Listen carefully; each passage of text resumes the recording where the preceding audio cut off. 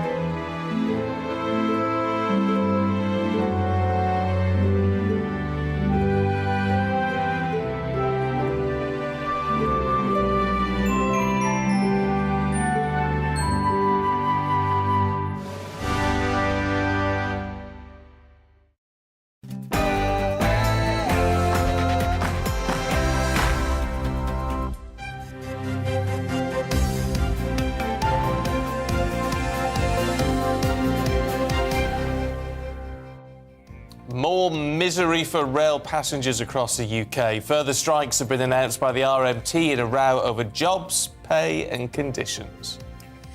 Good morning. It's Friday the 15th of July. This is Breakfast on GB News with Stephen and Anne. As always, we're live across the UK on your TV, your radio and online. These are the headlines for you this morning.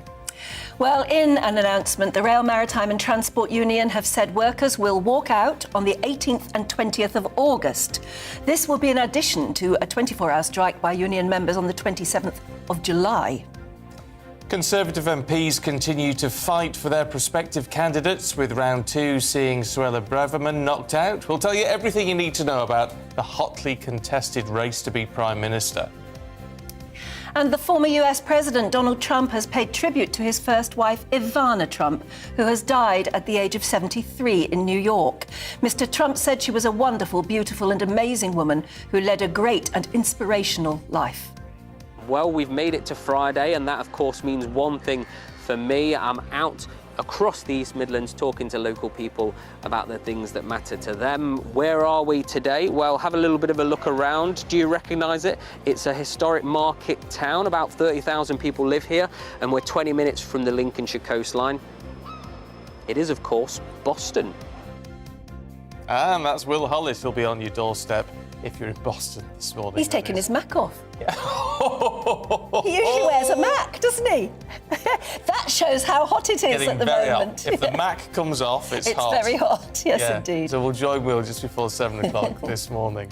And as ever, you can join in any of our discussions by emailing gbviews@gbnews.uk, or you can tweet us at gbnews.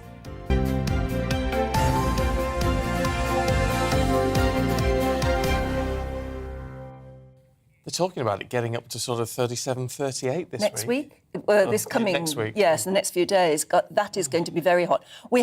Most of us haven't really ever experienced temperatures quite that high in Britain.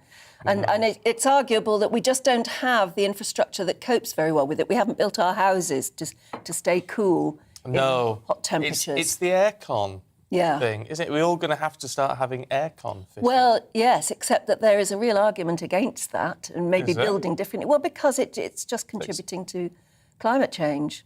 It's just using more and more energy. Aircon uses so much energy. But, I don't know, just open the fridge door and stand in front of it for a while is all I can think of at the moment. Uses a fair bit of energy. Very worried. Well, that's true. But you've got the fridge on anyway, though, haven't you, usually? Yeah. Although not standing in front of it.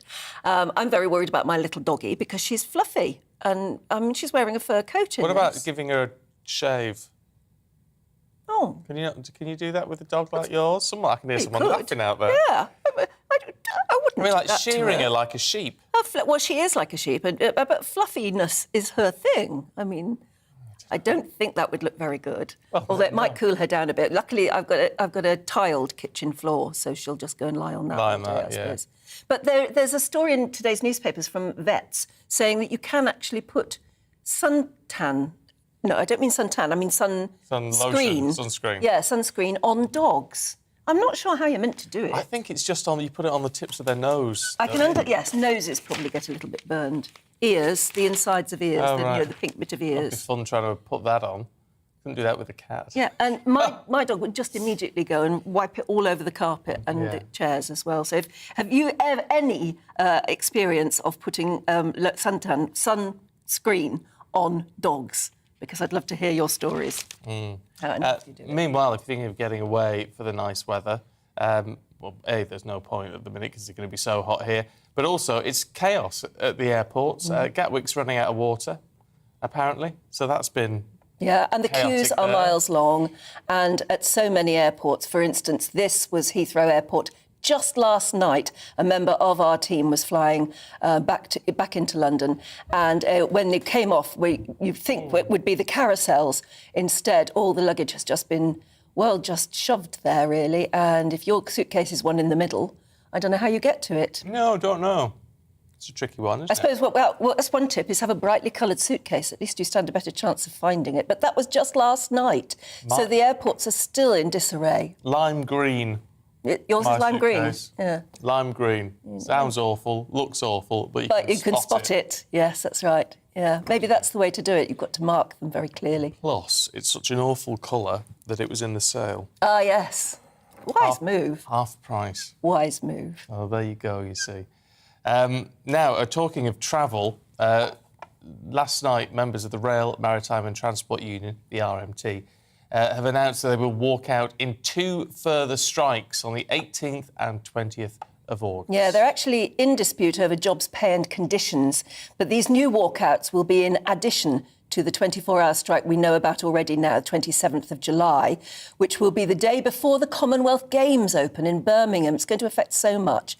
Meanwhile, the drivers' union ASLEF said its members at 8 train companies will strike on the 20th of July in the same dispute. I mean, I get it. I get they've got to make a point, and if you're going to have a strike, you need to create disruption to get your point across. Yes. I get it. But it's absolutely miserable. And actually, it's the ongoing impact. And getting on the trains anywhere to head into London last week, and that was awful. I mean, every other train was cancelled on the West Coast Main Line. Absolutely awful. Yeah, if you've got stories to tell us about that sort of thing, then please get in touch. If you've got something important you've got to get to and you're worried now about how you're going to get there, get in touch. gbviews@gbnews.uk.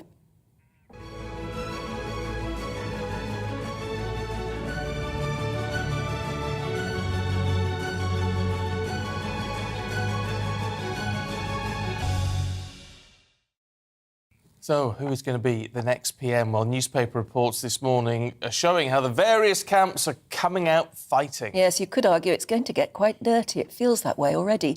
Lord Frost, the former Brexit minister, has flatly refused to work under Penny Mordaunt if she wins. He also said that Kemi Badenoch should stand aside to allow more backing for Liz Truss.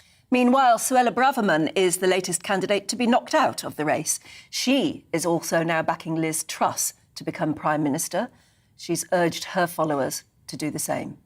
Yeah, so this is what things look like on round 2 of the voting. Rishi Sunak got 101 votes, Penny Mordaunt 83. She got the biggest rise, actually, up 16. Liz Truss on 64, Kemi Badenoch on 49, Tom Tugendhat on 32. He actually dropped some votes, so there's a lot of pressure on him now. There's a lot of tactical voting beginning to happen, I think, now. Tonight, the 5 remaining Conservative contenders will now go head-to-head in a live TV debate. I sort of wonder what the point of that is. Me too. Who are they trying to convince? Yeah. Because it's not us voting for them. No, it's not. But you know what it's like with these media companies? They're all desperate to have a bite of the cherry because they think it's good for ratings. Well, it boils down to it. Not anything to do with the politics of it all. Anyway, let's talk about these latest situations with John Ashmore, editor of CapEx. Good to see you this morning. Hello. Look, what do you make of all of this? Because it is getting... I mean, in one respect, it's getting a little bit dirty, a little bit nasty. But that's to be expected, isn't it? Yeah, I think leadership campaigns are often like this, whatever party you're talking about, people slinging a lot of mud at each other. I think the public find it quite strange because they think they're all in the same party. Yes, that's right. Each other. And they've got to work with each other, presumably, at some stage. I mean, have you ever seen a US primary? Exactly. They are almost more brutal than the actual presidential campaign. You know, your biggest enemies are often in your own party rather than in the other parties. But as you say, a lot of kind of horse trading and mudslinging. You also have this element of people kind of jockeying for position. So you see, for example, David Frost saying, I wouldn't serve under Penny Mordaunt, and then him appealing in the paper today. There's an article in The Telegraph he's written appealing to Kemi Badenoch to drop out so that she can get a job if Liz Truss becomes Prime Minister. On top of that, and I think the element we don't talk about as much is that because it's a secret ballot, we don't really know who has voted for whom or whether or not there's, you talked about tactical voting, and it's kind of vote lending.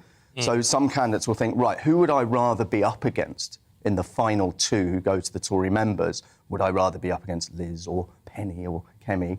And they say to their, in theory, they say to their supporters, right, a bunch of you vote for them and then they'll get through. And there was elements of this last time with Boris's supporters supposedly opting for Jeremy Hunt because they thought it would be easier to beat. You know, there's a lot of skullduggery and kind of quite underhand behaviour going on here. Yeah, I mean, and maybe it's just as well that the ordinary voter isn't voting, because I think we'd be put off a lot of them by now. So, what's next? When's the next ballot? Wednesday, I think, Monday. Is it Monday? Monday. Yeah. Monday, it's kind of rolling. It's kind of concertina of ballots where people And we'll drop out and then, Yeah, I mean, Rishi has so far been the leader, well ahead. Yeah. But you get the feeling now that, again, depending on the trading of votes, he may not always be so. It may not be an easy ride for him. Yeah, and if you look through the history of these contests, often the front runner doesn't end up being the one who wins. So Michael Portillo was ahead in the first round in 2001, which Ian Duncan Smith ended up winning. It's also worth pointing out that there's probably quite a big difference between who MPs support and who the actual party members support. So isn't there a sense amongst the party membership, and we certainly get it from a lot of the emails we get, but you'd hear from talking generally, that it's anyone but Rishi as far as the membership are concerned? I think for some members that's probably the case. He does have some support as well. It's interesting to see how far his support has fallen in the last couple of years, because he was doing brilliantly at one point, both with the public and to a lesser extent with members. But Penny Mordaunt seems to be particularly popular with party members. There's a lot of kind of toing and froing over which polls you should believe and so on, whether you believe the Conservative Home survey, which is what a lot of people go by, or YouGov or one of the other pollsters. But yeah, I think that one of the Rishi Sunak's big problems, or one of the issues that will come up if it goes to the members, is that whoever he faces will say, right, you know, you've been responsible for, you've been basically Boris's number two, you've had all these problems, so you can't necessarily promise to be a fresh start when you've been so closely associated with the previous regime. But, you know, if it's Liz Truss against Rishi Sunak, well, you know, she can't really, she can't really say that. Penny Mordaunt perhaps can, because she hasn't been as senior in the government. Kemi Badenoch as well, not as senior. Tom Tugendhat hasn't even been a minister, so his whole pitch is that he's going to have to. I mean, with all due respect to Mr. Tugendhat, he's going to have to drop out, isn't he? His vote share declined in the second round of voting. Really, he's going to have to drop out, isn't he? I think I mean, they always say they're going to soldier on. It's possible he will, but I don't see him as someone who is up for the kind of horse trading that I described earlier. So I don't see any kind of back. So he's got to figure out who he would back and who he would try and get his own supporters to back. Maybe he hasn't made up his mind yet who he would prefer. No. I don't know if he's the kind of guy who would actually tell his supporters who to vote for either, necessarily. If I had to guess, I'd say he'd probably be more inclined to Rishi Sunak than the other candidates. But, yeah, he doesn't have that many votes to offer out anyway, as you said. You know, he only got 32 in the last round. It may be that over the next couple of days he takes soundings and thinks, you know, it's not really worth it. Or it might be that he carries on, you know, hopes for the best. But I did think it was very odd, and I can't remember which MP it was. It was quite a prominent MP who'd backed Suella Braverman. She's dropped out and said Liz Truss, and he was quoted yesterday as saying, well, of course, I will support Liz Truss because I am absolutely loyal to Suella, which just seemed a very odd thing to say. It was almost like joining a cult. Yeah, I was going to say it's like a game, and it's not a game because it's going to decide our next Prime Minister. Yeah. And it's that important. Who do you think is going to be in the final two? I think Rishi Sunak will be one of the two, just because he's got a very good operation in Parliament, and he already has. He's been preparing for this. I think it's fair to say he's been preparing for this a while. His website was registered in December. That's no secret. I think Rishi Sunak, and then it's difficult. I think Penny Mordaunt's taking some real pelters at the moment, as you can see in today's papers. If I had to bet, I'd say Sunak and Truss. Would you? I would strongly caveat that. There's so many variables, and these things have a way. Momentum shifts really quickly in these races. And of those two, when it's put to Conservative members, who is going to be the most popular? Again, I would say if it was now, and based on the head-to-head sort of polling, I think probably Truss. But again, so much can happen in these campaigns. You've got endless debates, lots of hustings. CapEx, who I work for, we're hosted by a think tank. We're doing our own hustings next week, so I will get a chance to see them in the flesh and see what they're like. We've got the TV debates you mentioned. I don't think it's set in stone at all. I think there's plenty to play for, and how they perform in those debates. I know it's for MPs, but it's a way of seeing what they would be like, up in front of the public in this position. And So I think you do need a bit of charm. You do need a bit of charisma to perform in that sort of thing, which, I would suggest Penny Mordaunt has got. Liz Truss has not. Hasn't. It is always the criticism of her is that she comes across as a bit stilted in front of the camera or whatever. I mean, it's not necessarily the end of the world for you if you're as a politician, but yeah, Penny Mordaunt does seem to be kind of comfortable and charismatic, as you say. But then there's other things, are they on top of the detail? For the big criticism that Lord Frost's is that Penny Mordaunt wasn't on top of the detail. So I expect her rivals will really go for her on that and say, well, can you answer these charges? Were you absent without leave or whatever during the Brexit negotiations? Did you kind of apply yourself as much as possible? She may say, yes, I did, and say this, that, and the other. These are the examples. Something else that Lord Frost has said is that can't the 1922 committee speed things up a little bit more so that we're not left all summer long without knowing who the Prime Minister is? Is there any danger they could speed it up and actually not put it out to the membership to vote, just make it a parliamentary vote or a coronation? I don't think so now. I think if that were going to happen, they'd have had to have done it already. The candidates signed up for the process as it was. I don't think you can change the rules midstream. Just on a more general point, I think it is a problem, the length of the contest, and I think the public are going to look at this and think this is Conservatives tearing strips off each other and having what to a lot of voters will seem like quite arcane arguments about ideology and what real conservatism is when they're facing enormous pressures on their household budgets and things like this. That's what they want to talk about. But isn't that what's important to voters in the sense that real Conservatives is about smaller state spending and, as a result, lower taxes, which actually is what is going to impact on people's real lives? It's one of the things, but I think you could say that balancing the books is an impeccably conservative position as well. People invoke Margaret Thatcher all the time, but she had a very strong commitment to fiscal discipline. It wasn't just all about tax cuts. So conservatism is such a kind of broad church that you can back up on a great number of different positions and say this is authentically conservative. This is what Churchill did this, Thatcher did this, Cameron did this. It's a very broad ideological church. But I think the thing that candidates really need is a plan for the next 2 years to say this is what we're going to do for you now, whether or not it's authentically conservative or not. I don't think voters care.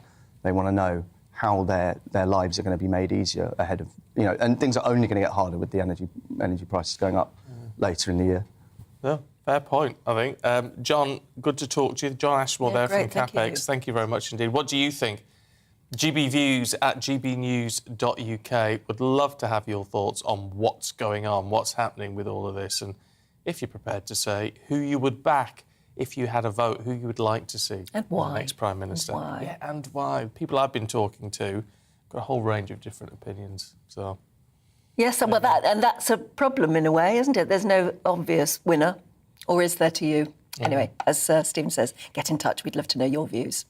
It is 6:18. Let's bring you up to date with the headlines then. And another 2 rail strikes are going to take place next month. RMT members at Network Rail and 14 train operators will walk out on August the 18th and 20th in the dispute over jobs, pay and conditions. It's after RMT and ASLEF members announced they will also be striking on the 27th and 30th of July. Ivanka Trump says she is heartbroken following the death of her mother, Ivana Trump. The businesswoman described her mother as brilliant, charming, passionate and wickedly funny. Former President Donald Trump confirmed his ex-wife passed away in her apartment in New York, aged 73.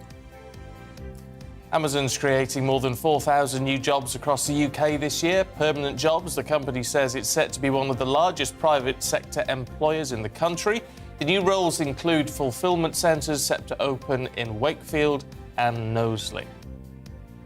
And new research claims young people shouldn't drink any alcohol at all, but moderate drinking is actually beneficial in older people.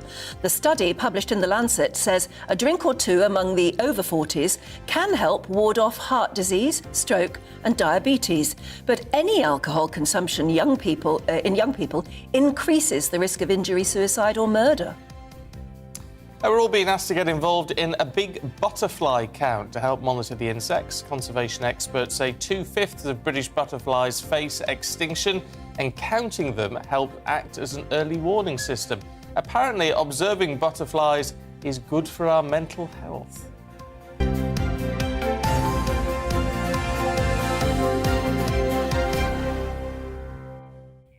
And you can plant for butterflies as well. You can. You plant buddleia. Oh, things they like love that. buddleia. Yeah. I've got But a it big is good for your buddleia. mental health, isn't it, actually, just sitting in the garden? How many of us have the time to sit in the garden and just look at butterflies? But It's not maybe... that easy to count them, though, is it?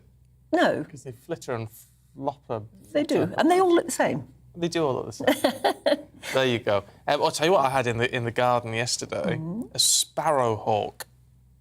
Ooh, how did you know it was a sparrowhawk? Because I Googled it. Ah, I see. But it was right on the lawn eating, I think it was a pigeon. Oh. But, well, I know. That's beautiful. natural. Yeah. Absolutely. I mean, amazing to see so close up. Yeah, that is incredible. We have red kites where I live. Oh, lovely. And they circle. And you think, what have they spotted from up there? You know, they could circle. And if you put out a piece of bacon on top of your fence, which I did, they'll swoop down and Really? pick it right off the lawn almost, yeah. They're amazing creatures. They're huge. It's lovely. I mean, to I see. know I shouldn't do that, so don't report me.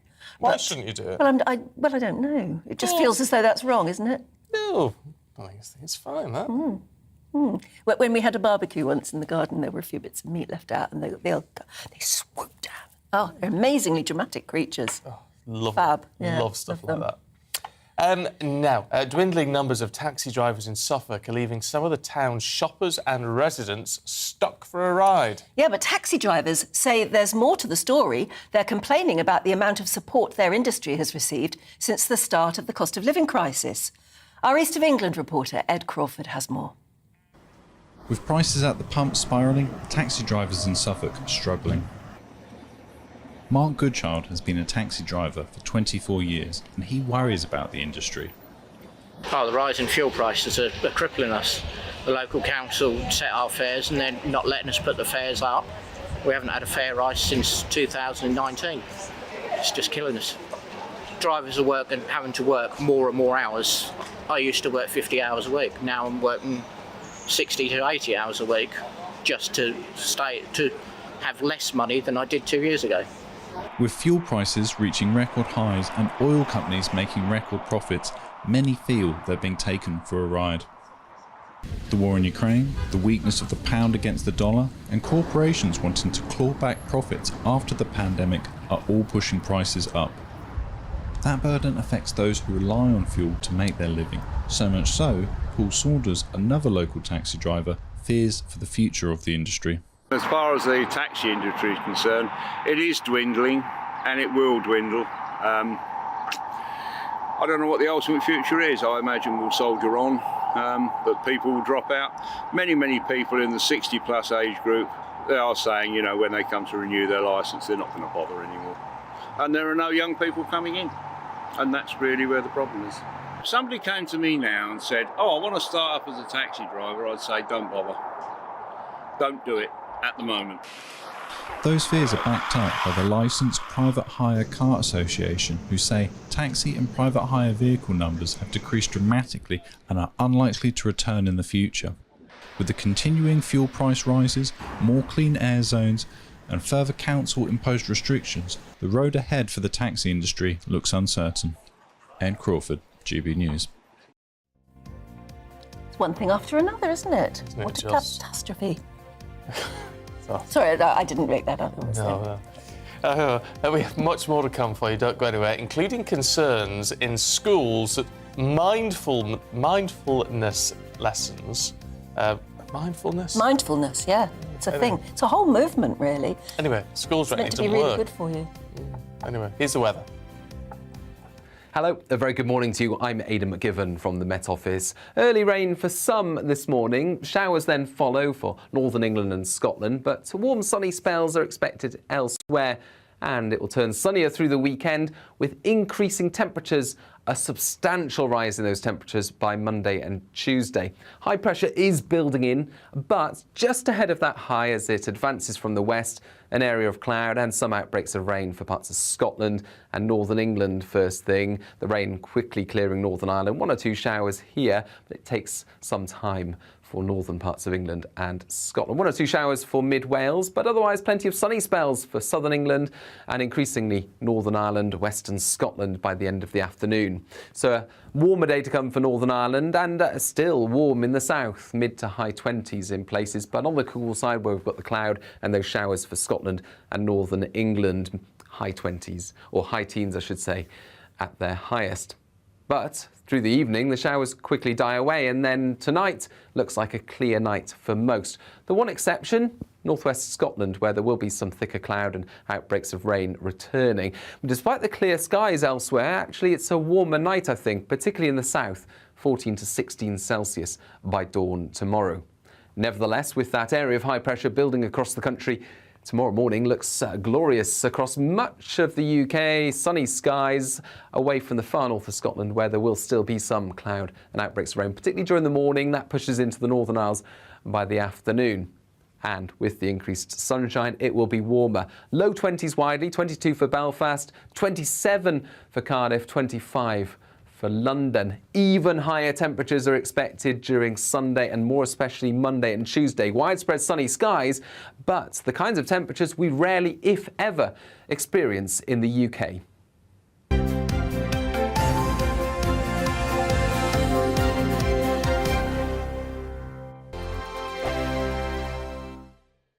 We are GB News. We're right across this great nation. On TV. On radio. On digital. Absolutely everywhere. We don't talk down to you. We embrace all voices with honest and civilised conversation. We are not part of the establishment. We're one of you. And we're only getting started. Join us on GB News, The People's Channel. Britain's news channel.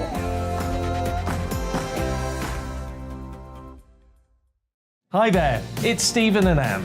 At breakfast from 6 a.m, you'll always be caught up with everything you need to know, the latest headlines, opinions and debates. We'll bring you the good news and the bad, but most of all, we're here for you. Remember, send in your views and let us know what you would like us to talk about.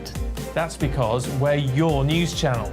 And every morning at 6 a.m, it's breakfast on GB News. My name's Tom Harwood and join me 9:30 a.m. every weekday for The Briefing, your one-stop shop for everything you need to know about what's going on in politics today. I wonder if this is a deal that might need to be like the biscuits in this factory, twice baked. Is there not an opportunity here to win out against the extremes? Tom Harwood, GB News. What are you going to do about it? Things should have been done differently, and they certainly are being done differently. Don't miss it. The Briefing with me, Tom Harwood, 9:30 Monday to Friday on GB News. Where would you like to go? Just take me to the studio, please, mate. You know where you're going. I've got a show to do. Friday Night Feast on GB News, 7 p.m. And it's like nothing you've ever seen before. We take a different angle on the week's biggest news stories. The viewers and listeners set me some absolutely mad challenges to do. We tried to rehome a rescue dog. And yes, there's some other wacky stuff in there as well. I feel like I could take on the world. Well, that's that. Friday Night Feast with me, Patrick Christie's, every Friday, 7 till 9 p.m. on GB News. Be there.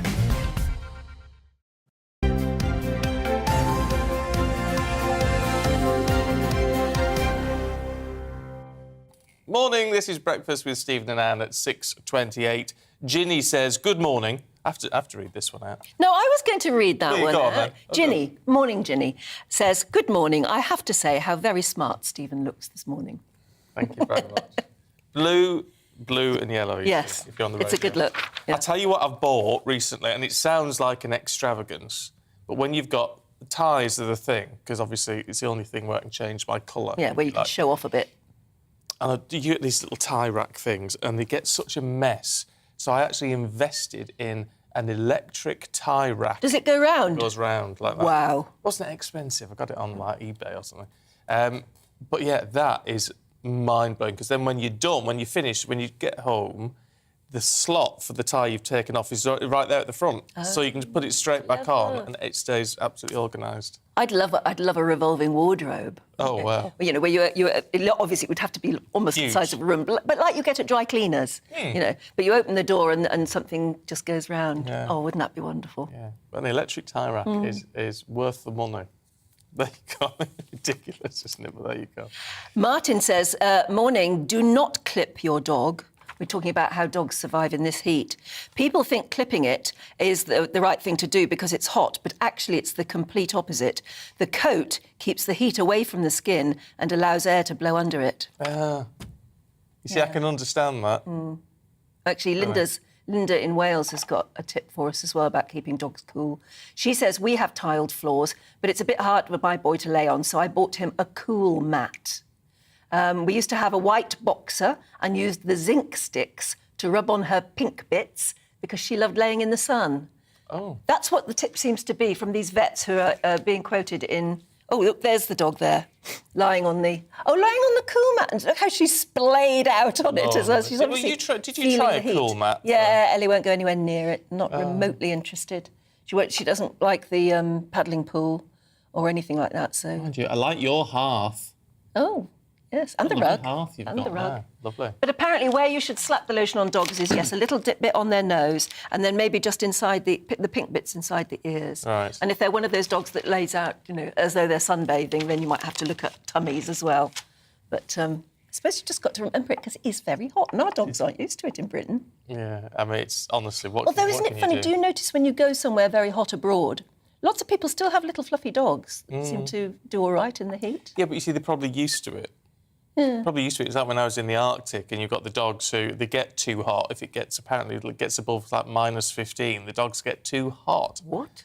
Wow. Yeah. I mean, well, huskies, but I mean, they're trying, you know, it's what they're used to. So you just adapt, don't you?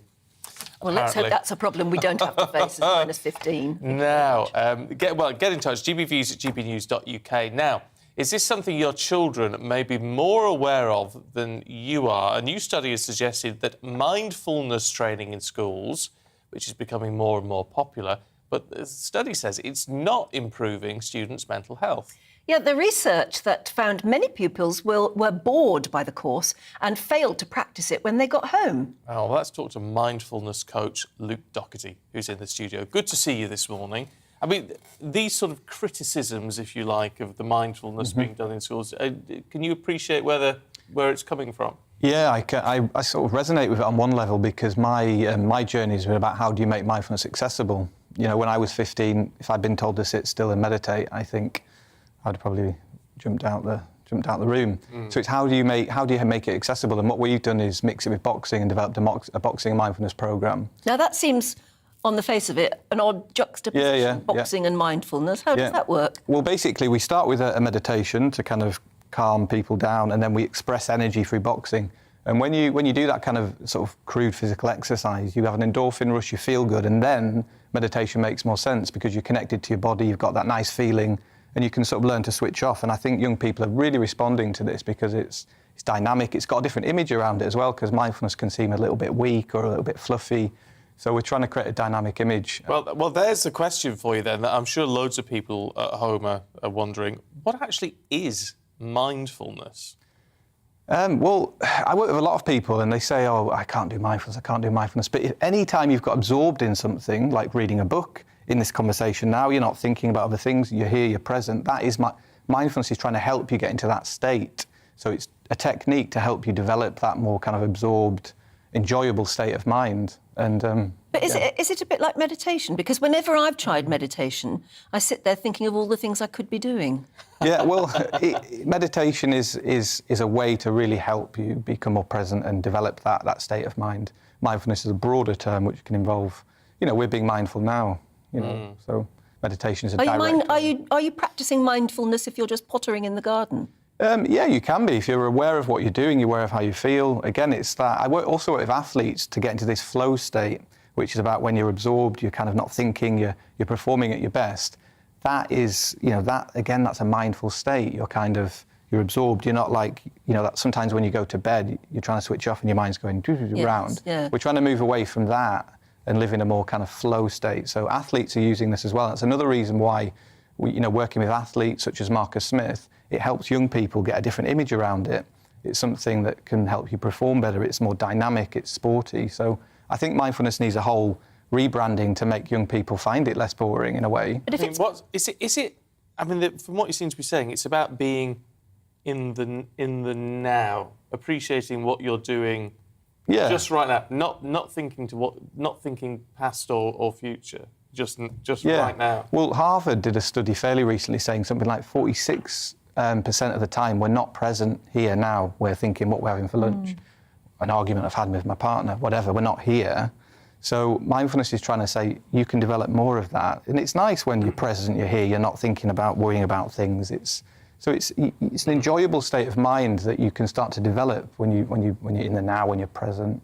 So I can see how it obviously depends how it's taught. Yeah. But if you've got a class full of youngsters and you're telling them to sit at their desks and start practicing mindfulness, I can see why some would go, what a bore. And start thinking immediately of other things to do or get their phones out or something. Yeah, and I think particularly young people that might have sort of mental health issues, that feels uncomfortable in your body. So then to be told to sit and engage with that's quite a big thing. So again, like boxing, releasing energy and then meditating, it's just there's something more balanced about that. However, also I think that the All-Parley, this report is also, there's a thing called social mindfulness, which is looking at how do we teach mindfulness, looking at the context, looking at the whole environment around it, and I think that's something that's coming forward at the moment in terms of, I think this is an evolution of mindfulness. I don't think this is saying mindfulness school doesn't work. I think this is now looking, well, how do we make it more relevant? How do we evolve it? How do we look at the environment where it's taught? What are the benefits? I think there's two categories of benefit. One is performing better. When I'm working with athletes, I talk about that. So more focus, more composure, more ability to bring your mind to what you're doing. Again, for young people, exams, pressure, these moments really good. And then well-being more broadly. So if you're in an argument with someone and you get annoyed, that reactive feeling, it helps you calm that down. And if you can learn to hold that and calm it down, you can choose a bit better how you respond to things. Can you teach yourself mindfulness, or do you need somebody to coach you? I've been taught extensively. I'm in a position now where I can guide myself, but you do need teaching. And I think in schools, the people who teach, it's important. You need inspiring mindfulness teachers that have got a deep understanding of that can inspire young people as well. So that's another kind of area I think that's in. But I mean, people watching right now, Stephen and me, how do you even start? What, do you sit somewhere and just think about what you're doing? I mean, how do you even get started? Yeah, well, I mean, like I said at the start, most people are way more mindful than they realise. Like pottering in the garden, reading a book where you get absorbed. This is a mindful practice. And then meditation is something you can learn with somebody to just develop that skill further. So you've got more kind of control of the annoying thoughts when they come in. You can learn to soften anxiety when it arises. So it's quite a direct thing you can learn. But most people, when I talk to them, they don't realise that they understand mindfulness, but meditation is a practice that helps just become more aware, become more mindful. But do you, if you are as practiced as you, do you get angry? Do you get wound up? You do? I'm a human being. I get very angry at times, but through meditation, I can learn to soften that. I can learn to understand my responses. In fact, learning mindfulness has shown me more of that side of who I am, that anger. So you become more self-aware? Yeah, I'm more self-aware. It doesn't go away because we're human, but we can develop awareness around it, and that's the powerful thing about mindfulness. It doesn't make you perfect but it helps you develop awareness and make better choices. I noticed you went bought. In terms of what? In terms of a northern accent. Oh, there you go. Yeah, Lancaster. Oh, Lancaster. Yeah. Oh, there you go. Fellow northerner. Yeah, I recognise the twang anyway. I'm from Barrow. Oh. There you go. My niece is in Lancaster. Oh. She's at uni in Lancaster. Lovely. It's a lovely little place. Luke, really good to see you. Thank you very much indeed. Eckhart Tolle. I beg your pardon? Is he German? Oh, Luke's wandered off. Where's he from? Is he German, Eckhart Tolle? I believe so, yeah. He's he teaches all this sort of stuff, and he does stuff with Oprah and all that. It's become very, very well known. But it's all about ego. He says, and suppressing the like if you get angry when you're driving, road rage sort of stuff. It's your ego that gets in the way. So it's all about suppressing that. It's quite interesting if you listen to it. Quite how you put it into practice. Well, that's it, how you get started, but maybe it'd be worth a go. You never know. Look, don't go anywhere. Make yourself a cup of tea and then be back in a couple of minutes because we're going to take you through the papers with Benjamin Butterworth and Abila Ramdani.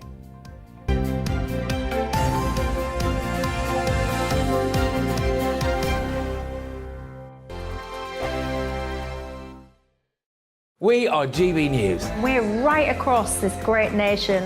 On TV. On radio. On digital, absolutely everywhere. We don't talk down to you. We embrace all voices with honest and civilised conversation. We are not part of the establishment. We're one of you. And we're only getting started. Join us on GB News, The People's Channel. Britain's news channel.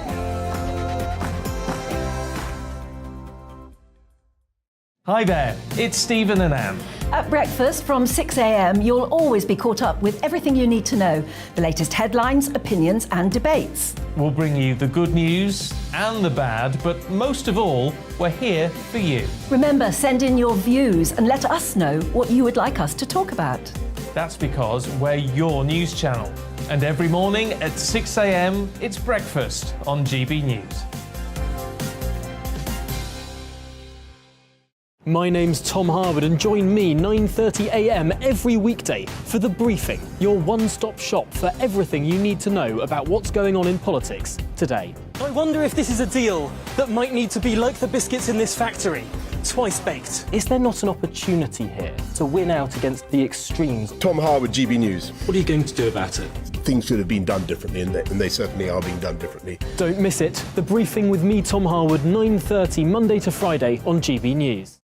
Where would you like to go? Just take me to the studio, please, mate. You know where you're going. I've got a show to do. Friday Night Feast on GB News, 7 p.m. And it's like nothing you've ever seen before. We take a different angle on the week's biggest news stories. The viewers and listeners set me some absolutely mad challenges to do. We tried to rehome a rescue dog. And yes, there's some other wacky stuff in there as well. I feel like I could take on the world. Well, that's that. Friday Night Feast with me, Patrick Christie's, every Friday, 7 till 9 p.m. on GB News. Be there.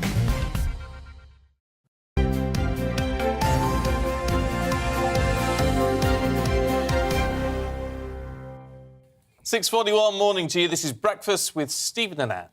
Should we go through today's front pages first, then? And the Times leads on the increasingly contentious Tory leadership battle as Liz Truss surges in support following the elimination of Suella Braverman.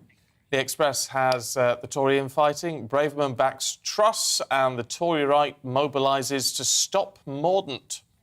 The Mail criticises Tory leadership hopeful Penny Mordaunt as her old boss, Lord Frost, says he has grave reservations about her as PM. The Eye has a grilling of leadership candidates this weekend on TV debates starting tonight. And the Telegraph covers Lord Frost's comments urging Kemi Badenoch to stand down for Liz Truss. The Guardian has the Environment Agency's warning that firms who pollute our rivers and streams could face prosecution. And the Mirror's front page looks at Britain's ongoing heatwave and the health warnings issued by the Met Office. And the Star has John Turode from MasterChef saying he's a werewolf. Well, there you go. What would we do without the Star? I don't know. I know. We'd all feel better without the Star. I mean, what's that all about? I don't know. How do they choose their front pages sometimes? Know. They must have a laugh. He feels slightly agitated when there's a full moon, but he hasn't experienced excessive hair growth. Is that right? Apparently so. You've read the story. You've read it. Yeah, I've read it, yeah. Dear. OK, let's go through the papers this morning then with Benjamin Butterworth and Abila Ramdani. Good to see you both this morning. To the Mail, Benjamin, Penny under pressure. Yeah, so Penny Mordaunt is the unlikely favourite to win the Tory leadership race, but it's looking a bit questionable because, and you mentioned it just then, Lord Frost, who was the Brexit minister and is hugely influential in the Tory party. He's sort of the voice, the moral compass of the right. And he said that when... Why is he? Hold on, why is he? I'm not really sure. Most of us had never heard of Lord Frost until a couple of years ago, and now he's the moral compass of the Conservative Party. No, including me, I hadn't heard of him. But the influence he exerts is very clear. Why did he stand then? Well, he's in the House of Lords, so Could still you know, stand. You could still stand. He could, but I mean, it's been a good 100 years since someone attempted that. I feel like that's one we can all get on board, that you should at least be an MP. But he said that when she was Penny Mordaunt, that is, was his deputy, that she would go awry, that she was missing, and that he had to ask Prime Minister Boris Johnson to move her on after 6 months in the role. Now, he then endorsed Liz Truss, which is probably Penny Mordaunt's main rival. So, you know, he may well just be playing a game here. As it refers to in several of the papers, the campaign is turning nasty rather predictably. But I think that, you know, if Penny Mordaunt does fail to make it to the final two that Tory members will vote for, I think this Lord Frost intervention will probably be what won it. I mean, look, what we don't know at this stage is whether he is making an absolutely valid and true point, or whether he's been offered a plum job in a Truss premiership that he wouldn't get under Penny Mordaunt, because that's how it works, isn't it? He did say in an interview yesterday, he said that he wouldn't serve under Penny Mordaunt, such as his disdain. And, you know, actually, you know, the Mail's headline on the front page is Mordaunt under the microscope, which actually is fair enough, because... They all should be. Well, they all should be, but, like, she most of all, because we really don't know much about her. You know, she did 83 days as Defence Secretary in the Cabinet. She was International Development Secretary before that, which is, you know, an important role, but not one that has much domestic policy in it. And so I think there's a lot of questions being asked about what does she actually believe. OK, fair point. Nabila, what's the Telegraph got on this? Well, more on Lord Frost, actually, urging for some tactical voting in this Tory leadership. He urges, effectively, MPs to back Liz Truss. He evidently believes in her. And this comes after Sue Braverman, who has been knocked out of the contest, who affirmed her endorsement for the Foreign Secretary. And now Lord Frost urges Kemi to do the same thing and come out and, as it were, back Liz Truss. And he is very specific about why this should be the case, because he says it's vital, effectively, for the unity among free marketeers. So you were asking about, you know, what's his legitimacy in all this. I think he's very much seen as a very serious politician. He's a top dog in the Tory party, and he's been very outspoken about, you know, the need to reclaim old-fashioned conservatism, if you like, and go back to what Tory values are about, low taxes, small state, anti-woke, and stand up for more traditional values. And one of the criticisms, I would say, of the modern Conservative Party is that it is spending too much. It is not budgeting enough. It is effectively spending money they haven't got. And, you know, backing Liz Truss is directly to counter Penny Mordaunt's claim that she will come back to bring in some fiscal responsibility. And dare I say, you know, she's got a perfect name for it. You know, if you look after the pennies, the pounds will look after themselves, as the old saying goes. So she's got a very good headline-grabbing name Liz for leader. And also her initials, her slogan for her campaign, PM for PM. Yeah. Is there a danger that Conservative membership are just looking for another Margaret Thatcher? I mean, I clearly they idolise Margaret Thatcher to this day, and I think Penny Mordaunt... I mean, Liz Truss is clearly trying to present herself as the Thatcher-style candidate. Penny Mordaunt has a lot of presence and a lot of authority when she speaks. And I think one of the reasons she's surged out of nowhere is because she has that sort of dominant feeling that Margaret Thatcher did. She can perform. But she also claims that Margaret Thatcher legacy, Penny Mordaunt. I mean, she was a schoolgirl in Portsmouth And she very much says at any opportunity that, she recalls Royal Navy ships sailing to the Falklands War, which is very much a defined feature of the Thatcher legacy. And that's what inspired her into going into politics. She also has a very strong military background. She's a reservist, an officer in the Royal Navy.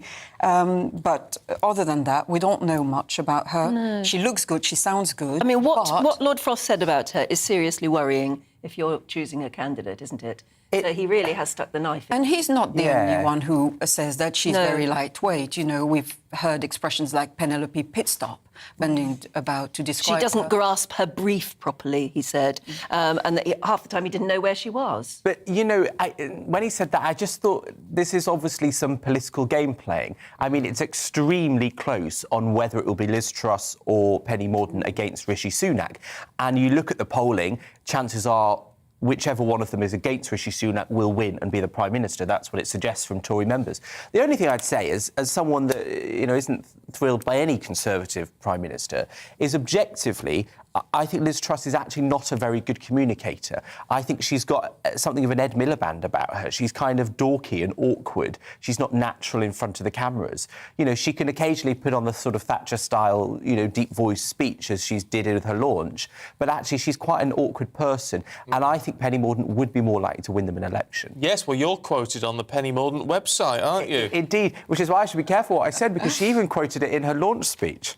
So, what did you say? I said she's Labour's worst nightmare, which clearly she was delighted by. I bet she is. Well, there you go. OK, let's have a look at the summer heat wave, should we, Benjamin, in the Times? Because, look, I mean, in one sense, you think, oh, great. But on another sense, I mean, the Times saying this could actually cause a lot of concerns for the NHS. Yeah, so COBRA, which is that meeting of ministers when something... seem to have all the time now. Yes. It used to be like if there was a COBRA meeting, it was headline news. It seems to happen every week now. Yeah, exactly. It used to... I swear I only heard of it in sort of awful terrorist incidents, but now it's for the heat wave.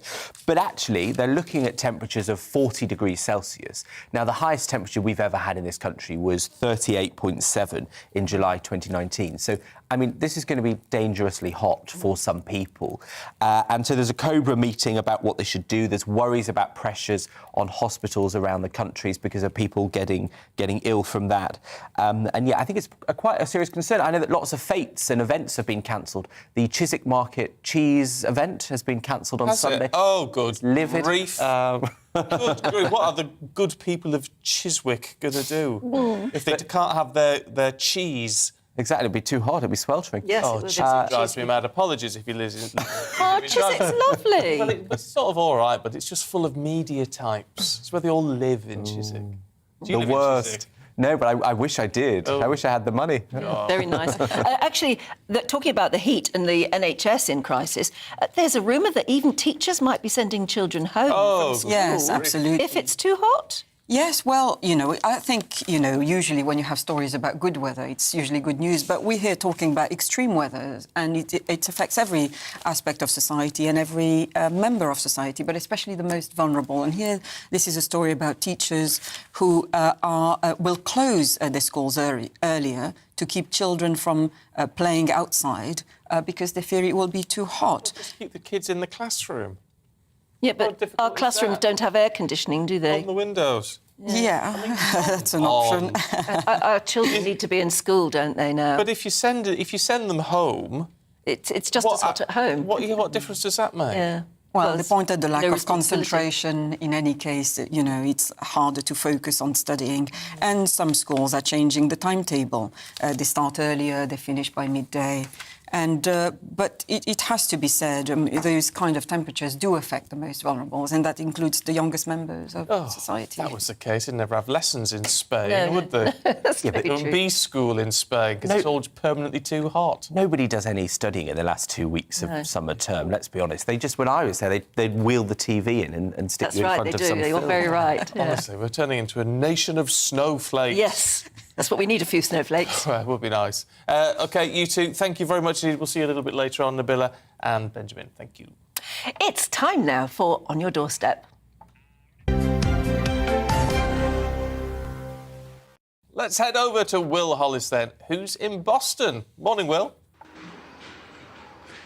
Good morning. Yes, it's Friday again, so that means one thing. We're out on your doorstep talking to real people, regular average Joes about what's going on in their neck of the United Kingdom. We've come to Boston today because Boston is a very important place now, just as it was an important place 500 years ago, because 500 years ago, this place, Boston, just off the Lincolnshire coastline, 20 minutes from the Lincolnshire coastline, was so important. It was the second place in the city, only second to London, because it played such an important part in the economy. Now, obviously, the economy is one thing that we're talking about a lot at the moment, and you can't come to Lincolnshire without trying a Lincolnshire sausage. So we're here on your doorstep, on TV and on radio at the Boston Sausage, where hopefully somebody is going to come and have a chat to us about what makes a perfect Lincolnshire sausage and how the trade is going at the moment. Hello, anybody there? Hello, sir, hiya.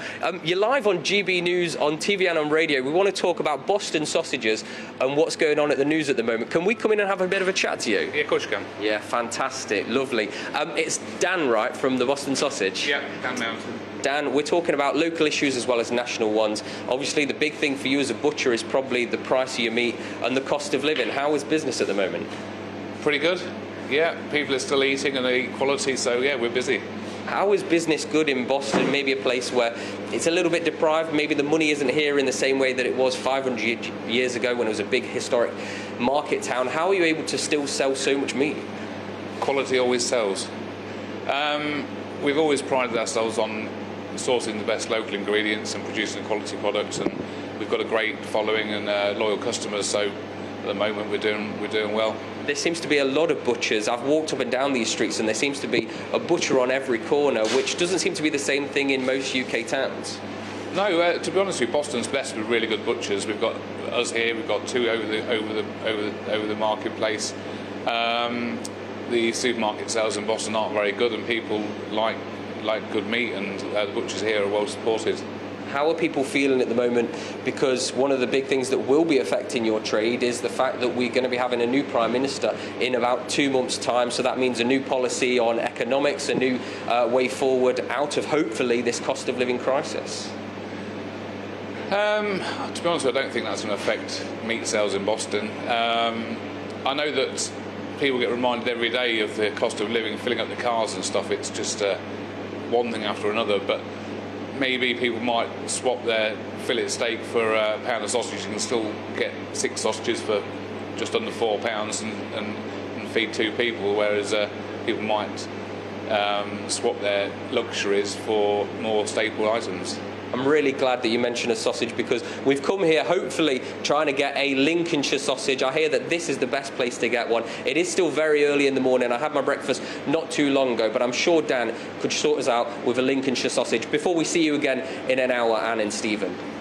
Yeah, you enjoy that, Will. Good to see you. We'll catch up with you later on. Yes, indeed. Dawn says, Anne, I have bought doggy ice cream that seems to help my dog in this weather. Oh. Yes, I made some doggy ice cream once, sort of pureed carrots and things, but yeah, no, she loved it. Oh, well, if it works, why not? Cool, that's what we want to know. What's the weather going to do for you today? Here's the forecast. Hello, a very good morning to you. I'm Aidan McGivern from the Met Office. Early rain for some this morning. Showers then follow for northern England and Scotland, but warm sunny spells are expected elsewhere. And it will turn sunnier through the weekend with increasing temperatures, a substantial rise in those temperatures by Monday and Tuesday. High pressure is building in, but just ahead of that high as it advances from the west, an area of cloud and some outbreaks of rain for parts of Scotland and northern England first thing. The rain quickly clearing Northern Ireland. 1 or 2 showers here, but it takes some time for northern parts of England and Scotland. 1 or 2 showers for mid-Wales, but otherwise plenty of sunny spells for southern England and increasingly Northern Ireland, western Scotland by the end of the afternoon. So a warmer day to come for Northern Ireland, and still warm in the south, mid to high 20s in places, but on the cool side where we've got the cloud and those showers for Scotland and northern England, high 20s, or high teens I should say, at their highest. But through the evening, the showers quickly die away, and then tonight looks like a clear night for most. The one exception, northwest Scotland, where there will be some thicker cloud and outbreaks of rain returning. Despite the clear skies elsewhere, actually it's a warmer night, I think, particularly in the south, 14 to 16 Celsius by dawn tomorrow. Nevertheless, with that area of high pressure building across the country, Tomorrow morning looks glorious across much of the UK. Sunny skies away from the far north of Scotland, where there will still be some cloud and outbreaks of rain, particularly during the morning. That pushes into the Northern Isles by the afternoon. And with the increased sunshine, it will be warmer. Low 20s widely, 22 for Belfast, 27 for Cardiff, 25 for London. Even higher temperatures are expected during Sunday and more especially Monday and Tuesday. Widespread sunny skies, but the kinds of temperatures we rarely, if ever, experience in the UK.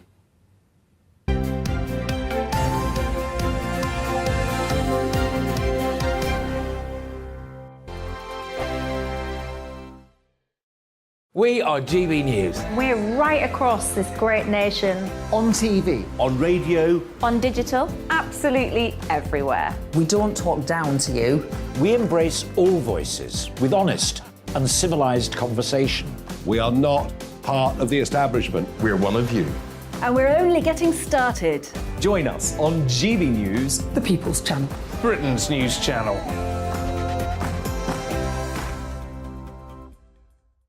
Hi there, it's Stephen and Anne. At breakfast from 6 a.m, you'll always be caught up with everything you need to know, the latest headlines, opinions and debates. We'll bring you the good news and the bad, but most of all, we're here for you. Remember, send in your views and let us know what you would like us to talk about. That's because we're your news channel. And every morning at 6 a.m, it's breakfast on GB News. My name's Tom Harwood and join me 9:30 a.m. every weekday for The Briefing, your one-stop shop for everything you need to know about what's going on in politics today. I wonder if this is a deal that might need to be like the biscuits in this factory, twice baked. Is there not an opportunity here to win out against the extremes? Tom Harwood, GB News. What are you going to do about it? Things should have been done differently, and they certainly are being done differently. Don't miss it. The Briefing with me, Tom Harwood, 9:30 Monday to Friday on GB News. Where would you like to go? Just take me to the studio, please, mate. You know where you're going. I've got a show to do. Friday Night Feast on GB News, 7 p.m. And it's like nothing you've ever seen before. We take a different angle on the week's biggest news stories. The viewers and listeners set me some absolutely mad challenges to do. We tried to rehome a rescue dog. And yes, there's some other wacky stuff in there as well. I feel like I could take on the world. Well, that's that. Friday Night Feast with me, Patrick Christie's, every Friday, 7 till 9 p.m. on GB News. Be there.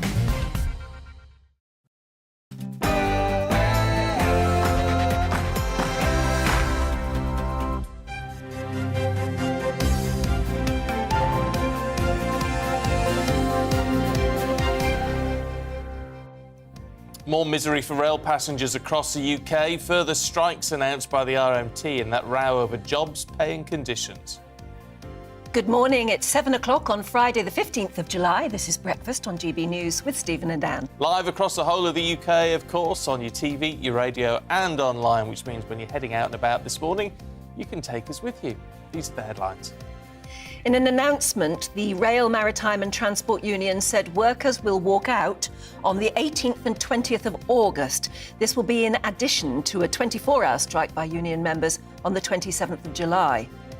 Conservative MPs continue to fight for their prospective candidates, with round two seeing the exit of Suella Braverman. We'll tell you everything you need to know about the race to be Prime Minister. The former US President Donald Trump has paid tribute to his first wife, Ivana Trump, who has died at the age of 73 in New York. Mr. Trump said she was a wonderful, beautiful and amazing woman who led a great and inspirational life. Well, we've made it to Friday, and that, of course, means one thing for me. I'm out across the East Midlands talking to local people about the things that matter to them. Where are we today? Well, have a little bit of a look around. Do you recognise it? It's a historic market town. About 30,000 people live here, and we're 20 minutes from the Lincolnshire coastline. It is, of course, Boston. And Will Hollis is out and about on your doorstep in Boston this morning, as he said, just before 8 o'clock this morning.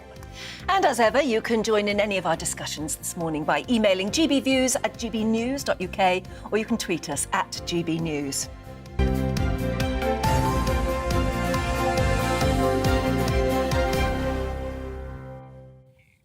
talking about the heat wave, and we've been wondering how you keep your animals cool at the moment, because there are some stories in the newspapers today from vets saying that you actually put sunscreen on their pink bits, basically nose, inside of ears, things like that, just to help. Good lesson for all of us. It probably is. Put sunscreen on your pink bits. Fair dues. Julie's been in touch this morning. Says, "Dear Stephen and Anne, thought you might like to see a picture of Ben loving his cool mat. It's beautiful. I don't know what he is. Like a Labrador or something. Yeah, he's very big and fluffy. Very nice. Very lovely looking boy there. Also, loads of you getting in touch this morning about politics. Well, unsurprisingly, I suppose. Yeah, John in Burnham-on-Sea says, Penny Mordaunt has still got my vote. She's a breath of fresh air. I bet Burnham-on-Sea is nice at the moment. Now, I used to live in Burnham-on-Sea on the seafront. Yes, yes. Yeah, it's one of those very tidal seas, so the sea goes right out, like in Weston-super-Mare, because it's just up the way from there. When the tide goes out, all you see is like mud flats, really, and the tide comes right in again. It's incredible. But it's an absolutely beautiful place as well, and I'll bet it's looking lovely in the sunshine. I bet it is. Sending children home, says Janice. We're talking about the weather still. Sending children home doesn't only affect the children. What about the working parents? And then Liz says, I was a teacher back in 1975. Of course, that's when we had such an amazing heat wave. Went on for quite a long time, very high temperatures. And she says, no children were ever sent home then because it was too hot. That heat wave went on for months, and I was teaching in a porter cabin. It wasn't good, but they got on with it. Yeah, I do tend to think you just got to get on with it a little bit. We need another female Prime Minister, according to Brian. The UK needs another woman leader. Anne says, from a grassroots point of view, candidates should be making sure they don't forget the older and disabled voters. Those are the ones who will vote. I'm going to vote for Liz Truss, and I believe Kemi would make a good deputy. Tony in Bury St Edmunds says it's pointless having TV debates. We can't vote, so what's the point? I sort of agree. I think a lot of people are getting a bit fed up about the whole system of because the Tories booted out their leader, they get the say-so as to who the next leader is, and therefore the next Prime Minister. And some people are saying, why shouldn't we? We should have a general election. It should be our vote. Would you not fancy a general election? But also, I think, do you know what? I think it's I know we are going in that direction, but I think it's slightly dangerous to think that we vote for the Prime Minister. We don't. We vote for a part. Well, we vote for a member. Yeah, we vote for our constituency MP, don't we? And then... So you vote for your member, and we don't. You know, it's not a presidential election. You don't go and tick Boris Johnson on your. You know, it might be what. Nevertheless, you don't. You say that, but a lot of people vote Conservative or vote Labour simply because they vote for that party and that party's beliefs. Yeah. And you sort of like to know who will be Prime Minister if that party gets in. Yes. Well, I mean, it's a fair point, but I don't know. It's all just a bit. I mean, it's like if the Conservatives don't vote who their leader is, who does? You can't have everyone. No, that's right. Absolutely. We don't all get a say on. I mean, the unions effectively vote in the Labour leader, don't they? So. And look how that can change. When we saw with the brothers Miliband. Yeah. That was tactical, and it felt very nasty at the time. Did feel very hard. But then I never quite understood that as brothers. Why Ed Miliband stood. Really, it just seemed. I always kept thinking if it was my brother who was the eldest and getting that to him, I wouldn't have done that to him. No, unless you spent your entire life wanting that job and you realise that this is your only chance. But brothers have done that through time immemorial, haven't they? That's the basis of so many good stories and books and histories. I don't think they've ever sort of properly made it up, though, from that. I doubt it. Although David Miliband has ended up with a frightfully good job, hasn't he, in the United States? Yeah. He's head of international rescue. I mean, what's cooler than that? Yeah. Is that what it's called? It's called international rescue. Yeah. As in birds? Yes.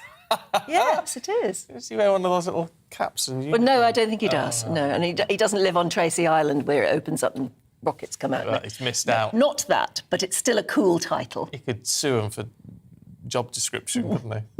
There you go.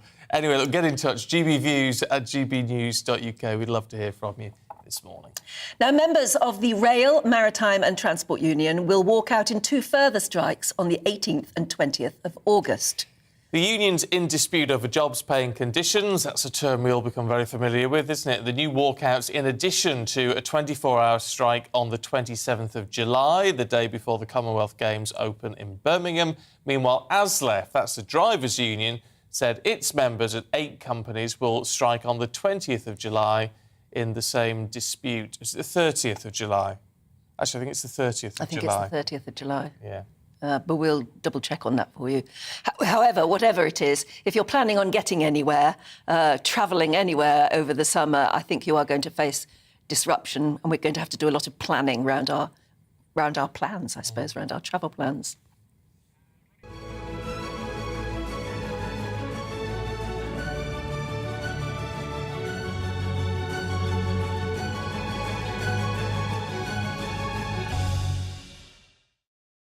Yeah, do you fancy any of those as Tory party One leader? of them will be. Yeah, well, yeah, one of them will be. One of them will be Prime Minister, won't they? Newspaper reports this morning show how the various camps are coming out fighting. Lord Frost, the former Brexit minister, has flatly refused to work under Penny Mordaunt if she wins. He also said that Kemi Badenoch should stand aside in order to allow more backing for Liz Truss. Meanwhile, Suella Braverman is the latest candidate to be knocked out of the race. She is also now backing Liz Truss to become Prime Minister and urging her supporters to do the same. So, in the second round of voting, this is how it all turned out. Rishi Sunak got 101 votes, Penny Mordaunt 83, Liz Truss 64, Kemi Badenoch 49 and Tom Tugendhat on 32. And now tonight, the 5 remaining Conservative contenders will go head-to-head in a live TV debate. I wonder what will be the big subject of the night. Will it be tax? I don't know. Will it be about being a right-wing Tory or taking the Tory party back to its right-wing ideals? And is any of that going to matter? Is it all going to be about performance? Yes, a lot of it will be, won't it? Just how do they perform?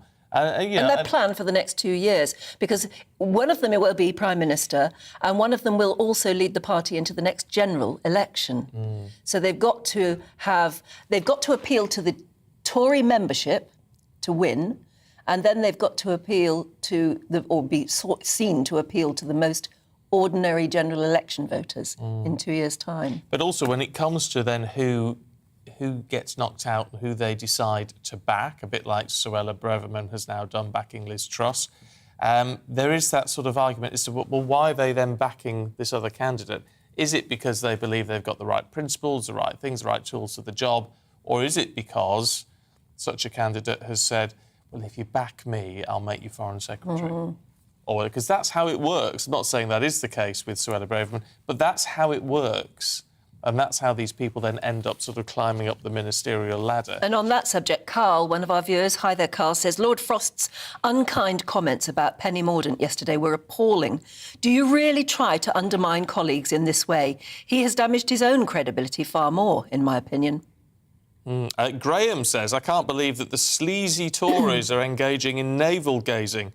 This leadership election is a farce and we will end up with a Prime Minister none of us voted for. Yeah, I mean, well... You voted for the party, though. But is it navel-gazing? They've got to choose a leader. They've got to choose a leader, and it doesn't matter what party it is. That's how it works, isn't it? Yes, I suppose when the decision was taken to get rid of Boris Johnson, ages ago when people were calling for him to maybe think about his position, maybe then it was easier to see that there was a successor in Rishi Sunak. But his star has waned, hasn't it? It's interesting. The Labour Party are complaining about navel-gazing, aren't they? And they're saying, well, the government's not getting on with governing because of all this ridiculous race. But they were calling for Boris Johnson to go, and so therefore, that if that, they got made their that wish, happen. Yes, and therefore there has to be an election. So, yes, they can't complain. Janice says, I'd like to see Liz Truss as next Prime Minister. She might not be a good speaker, but she was a good trade minister, a person who quietly gets on with her job. Yeah. Is that what you want in a Prime Minister, though? Quietly getting on with the job? Certainly getting on with the job.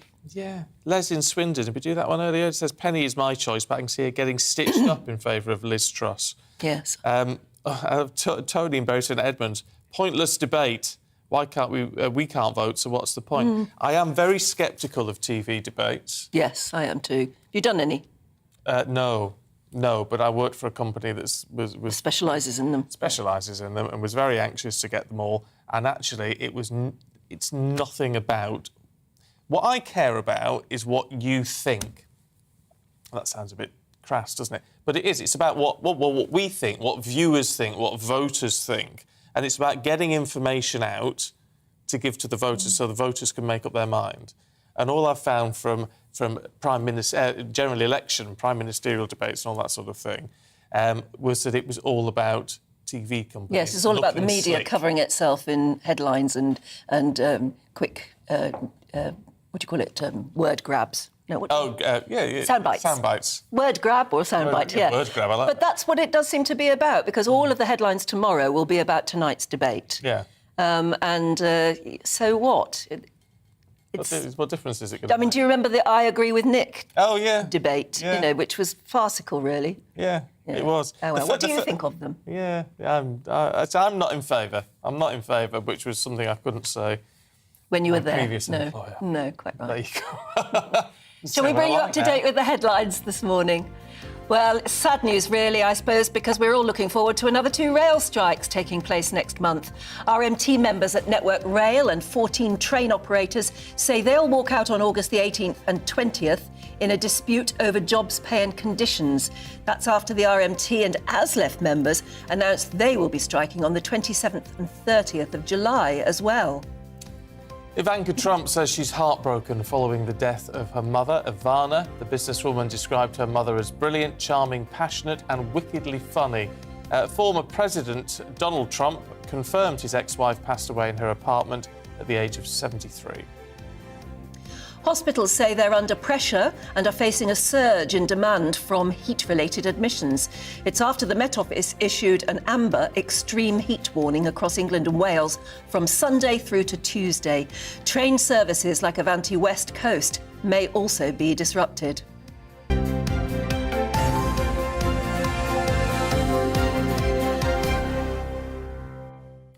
I know this is going to sound really harsh. Oh, what? It's going to sound really harsh, so I sort of apologise in advance.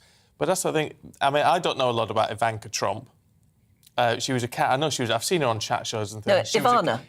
Ivana. Yeah. She was a character. Yes, she certainly was. She was a character, and I just think the fact that her death, her sad death at a young age, actually 73 is no age at all now, has been announced by her ex-husband, who traded her in for a younger model. Yes. You know what I mean? I sort of think, oh, really? Yes, but I don't know. I think it's respectful as well. He said lovely things about her. I mean, their names were intertwined for so long, and they've got 3 children. They share 3 children, and everybody will be heartbroken. So I don't know what else. How else could it have been done? I don't know. Maybe to leave it to one of the children to announce it. Yeah. The eldest child, whoever that is. I don't know which one's the eldest. Donald Jr., probably. No, it's not Donald. I'll think of it in a minute. Eric? No, that's the youngest. Yes. Oh, yeah. That's Melania's, isn't it? Yes. But anyway, I don't know. I know what you mean. It sticks in my craw a little bit. Yes. But there you go. But she was one heck of a character. It's very sad. It clears. I mean, everybody is saying it looks very much like a fall down the stairs that may have been caused by a heart attack or something like that. But as you said, 73 is nothing. And I think she was a very fit, healthy person. Yeah. And certainly a heck of a character. Oh, there you go. Happier days. Yeah, exactly. They were quite a brand, weren't they?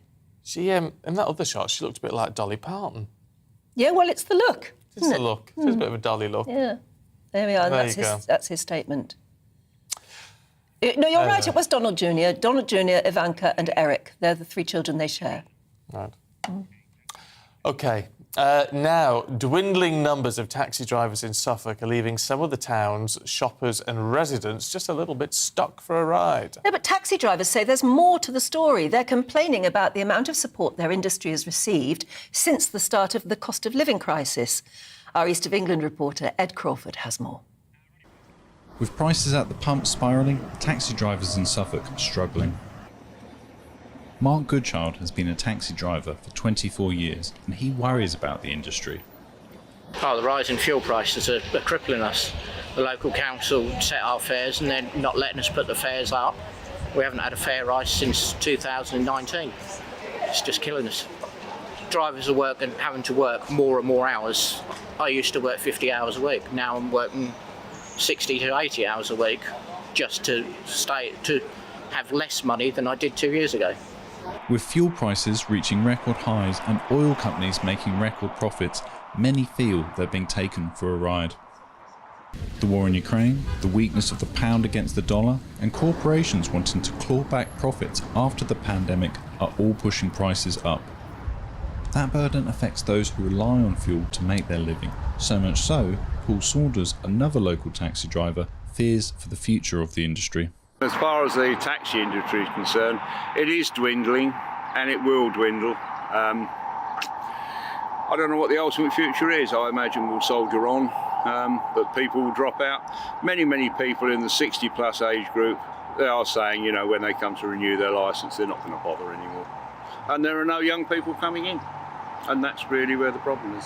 If somebody came to me now and said, oh, I want to start up as a taxi driver, I'd say, don't bother. Don't do it at the moment. Those fears are backed up by the Licensed Private Hire Car Association, who say taxi and private hire vehicle numbers have decreased dramatically and are unlikely to return in the future. With the continuing fuel price rises, more clean air zones, and further council-imposed restrictions, the road ahead for the taxi industry looks uncertain. Ed Crawford, GB News. Now, taxi drivers always get the gossip, don't they? Oh, yes. I wonder what they're hearing about the Conservative Party leadership election. I bet they're getting a lot of juicy tidbits from all of us getting in cabs. Let's see what Conservative Party member and journalist David Semple makes of it all. He joins us in the studio. It's good to see you. It's good to see you. What do you make of it all? Because there's certainly a bit of infighting going on in the papers today. Well, you know, I remember there's been so many leadership contests, 2016, 19, now this one. There was no, I mean, when Mrs May became Prime Minister, it was a surprise, mainly because Andrea Leadsom dropped out. I think the party members would have voted for her if they'd had a chance for Andrea Leadsom. This time, it's like they've backstabbed Boris, booted him out, and nobody looks obvious to the members, you know. There's nobody like Boris, anyway. No, but you look at a lot of the... I mean, you've got to say, you look at the polls of Conservative Party members and they seem to be overwhelmingly backing Penny Mordaunt, and now all the knives are out for her. This whole contest has been back against Rishi Sunak, you know? And then everybody's favourite was Kemi. Amongst the members I know, you know, they supported her. They thought she's the one with the conservative values, she's the one we want, etc. And I don't think she's going to make the final two unless some miracle happens. You don't know how the votes would go, but the woman who just dropped out, Braverman, has put her votes behind Liz Truss, or recommended Liz Truss. And Lord Frost is actually suggesting to Kemi Badenoch that she stands down now because, well, he's almost saying, you know, your standing is a waste of time. Is he the kingmaker in this, or is he trying? I think he's trying to be. I mean, I have a lot of respect for Lord Frost. He writes in the Telegraph. He's very conservative, not reactionary, but conservative, getting back to conservative beliefs. And everybody said, why can't we have David Frost as Prime Minister, but he's not in Parliament, you know? So I think he's trying to be a kingmaker. Nobody else has really commented. I mean, he was really quite critical of Penny Mordaunt. Yes, he was. And but that's, I mean, people should come out and say what they have to say. I think it's important for the public to know, you know, the qualities of these people, and criticisms are not a bad thing. It's interesting when these launches have happened. Kemi Badenoch, who you say has proved to be, you know, surprisingly popular in some respects. She didn't sound very prime ministerial. I think none of them do, personally. I mean, now we were guessing Liz Truss would be pushed into second place in is it Monday's vote? Yes, Monday, yeah. And then there's another one on Wednesday. But we don't know where people are going to go. A lot of people like Tom Tugendhat amongst the younger people because he's not connected with the record of the government. I mean, people like Kemi and Liz Truss and all of those on issues that the government's been challenged on, like the lockdowns and the other things, they voted with the government. And Rishi Sunak, fascinatingly, he should have resigned a year ago if he felt really what he felt. But in February, Boris wanted to drop the tax increase to the national insurance, and Rishi Sunak said no. Now, if I was Boris, I would have sacked him and got a new one in. But Boris fell for it, and now he's fallen because of that, because that is very unpopular policy. And now Boris is saying he'd go for anyone except Rishi. Lord Frost is saying go for Liz Truss. It's difficult to know. I mean, maybe they, just in order to speed things up so that we could know who the Prime Minister is before the summer recess, maybe the bottom two or even three should drop out and just let the others fight it. If I was in the bottom three, I would drop out so that we can get the top two this week or next week. And of course, they've got that horrendous hustings thing to go through where it goes on for weeks and you go up to Granada Studios and watch the debates and all that stuff. And that gets a bit boring. So I think, yeah, it would be wise for them to drop out. But if they want to continue, maybe they're working something else to sort of rise, because there's 360-odd MPs and you don't know who knows and who's plotting and that sort of thing. There's lots of stuff going on behind the scenes, I'm sure. David Semple, good to talk to you this morning. Thank you very much indeed. Thanks. Yes, well, we've got more to come, so do stay with us, including the latest from the 150th Open at St Andrews, as Rory McIlroy, is it McIlroy? McIlroy. McIlroy gets off to a flying start.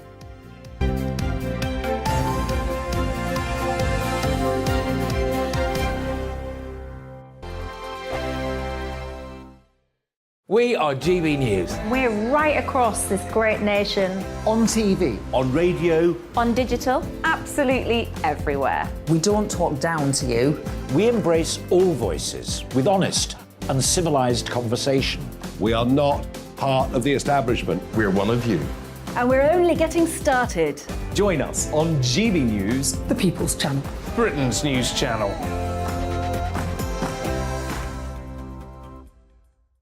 Hi there, it's Stephen and Anne. At breakfast from 6 a.m, you'll always be caught up with everything you need to know, the latest headlines, opinions and debates. We'll bring you the good news and the bad, but most of all, we're here for you. Remember, send in your views and let us know what you would like us to talk about. That's because we're your news channel. And every morning at 6 a.m, it's breakfast on GB News. My name's Tom Harwood, and join me 9:30 a.m. every weekday for The Briefing, your one-stop shop for everything you need to know about what's going on in politics today. I wonder if this is a deal that might need to be like the biscuits in this factory, twice baked. Is there not an opportunity here to win out against the extremes? Tom Harwood, GB News. What are you going to do about it? Things should have been done differently, and they certainly are being done differently. Don't miss it. The Briefing with me, Tom Harwood, 9:30 Monday to Friday on GB News. Where would you like to go? Just take me to the studio, please, mate. You know where you're going. I've got a show to do. Friday Night Feast on GB News, 7 p.m. And it's like nothing you've ever seen before. We take a different angle on the week's biggest news stories. The viewers and listeners set me some absolutely mad challenges to do. We tried to rehome a rescue dog. And yes, there's some other wacky stuff in there as well. I feel like I could take on the world. Well, that's that. Friday Night Feast with me, Patrick Christie's, every Friday, 7 till 9 p.m. on GB News. Be there.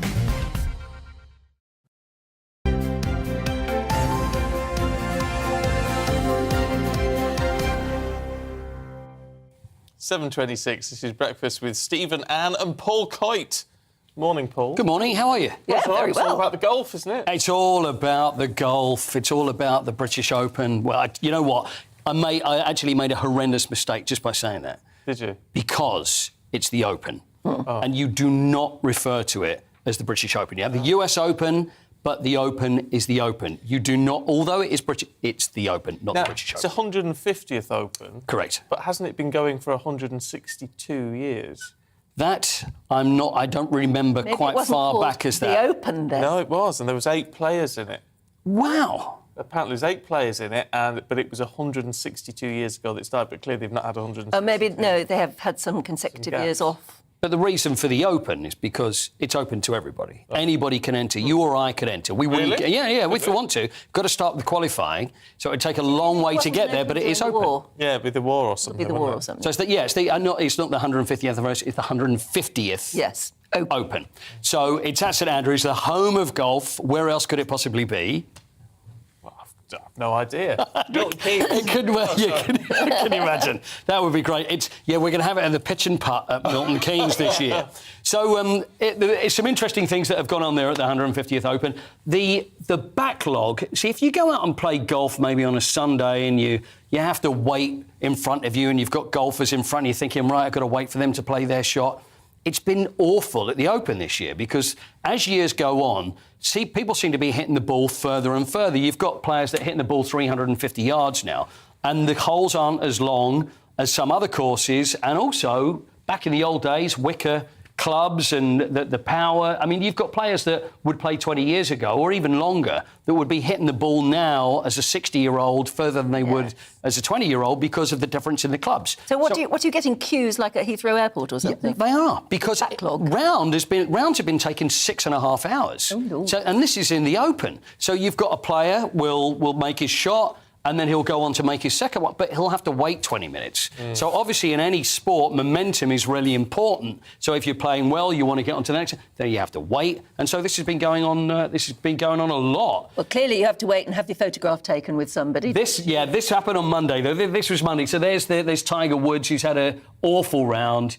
Went round in 78, And the thing is, I think the story is actually better than the reality. The thought that Tiger Woods could go out and win the Open again, come back, against adversity and the car crash, but it's just not happening. So for him to go out today, he's got to go out and score 66, which is very, very unlikely to even make the cut for the next round. Another interesting thing that happened as well, and this was the longest televised putt that has ever been seen, and this is Ian Poulter. Now, Ian Poulter, who's one of the live golf rebels that's signed up with the Saudi Arabian, so he got, we mentioned it yesterday, he got booed on the first hole, then he went round, and then on the 9th, 163 feet.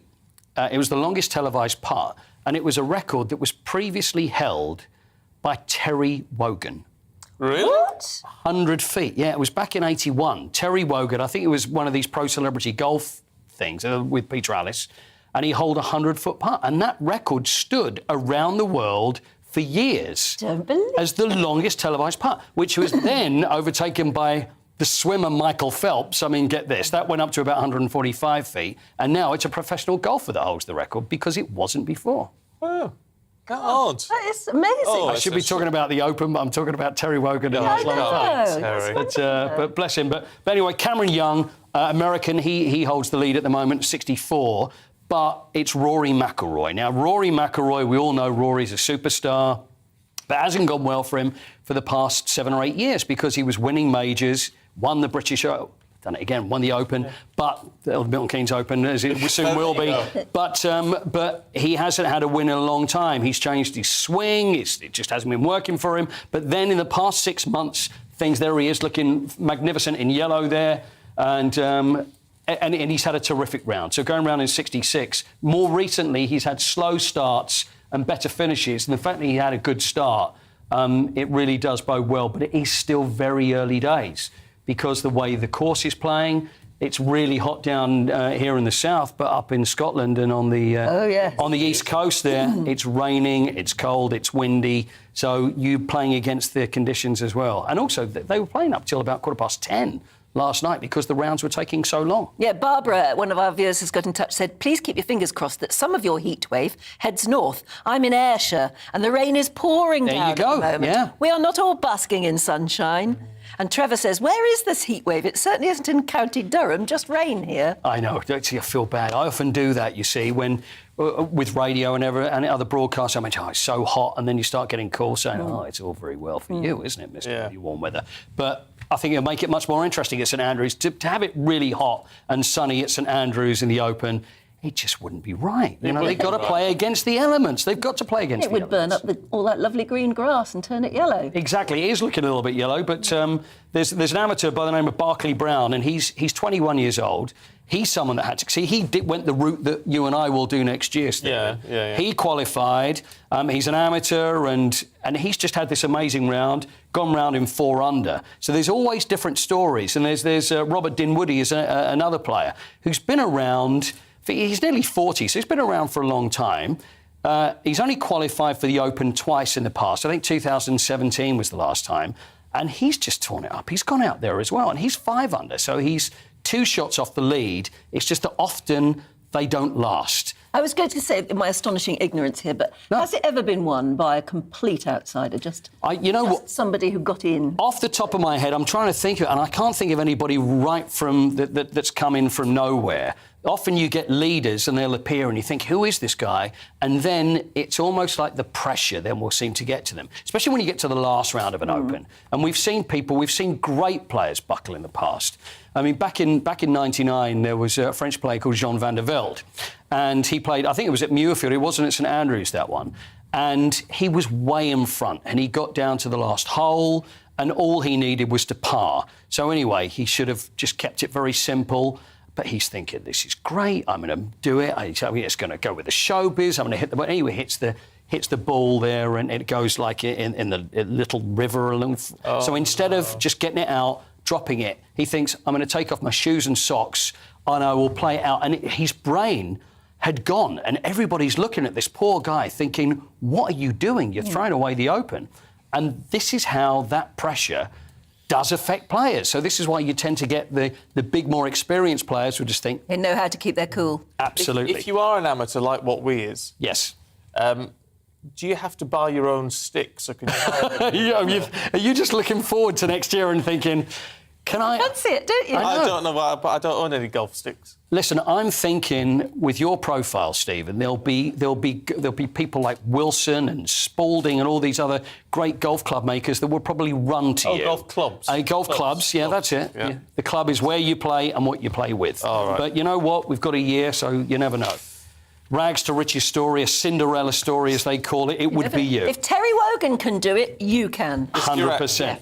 Oh, excellent. Start practising now. We'll lay out a little... I have to wear those blooming awful chinos and horrible yellow jumpers. Yeah. Yeah, you've got to go with the... If you can wear the tie, you can wear the jumper. Yeah, fair point. Can't argue with that. That takes real courage, is wearing It's a pleasure. We're going to talk World Championships in an hour. We've got Sally Gunnell with us. Oh, excellent. It should be great. Lovely. See you then. You up for it? What, a bit of golf? Yeah. With the diamond, golfing jumpers always used to have that diamond. You do always pattern, have diamond cross. I'd change it up and I'd just have a picture of your face knitted onto it. That'd be my diamond. Yeah, that would look really, really nice. We've got plenty more to come, including taking you through the papers. Don't go anywhere.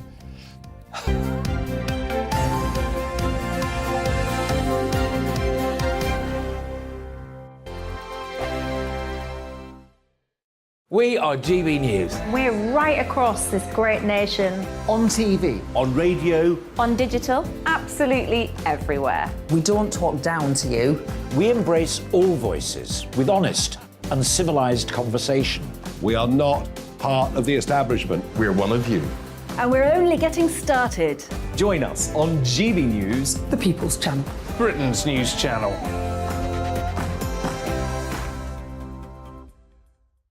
Hi there, it's Stephen and Anne.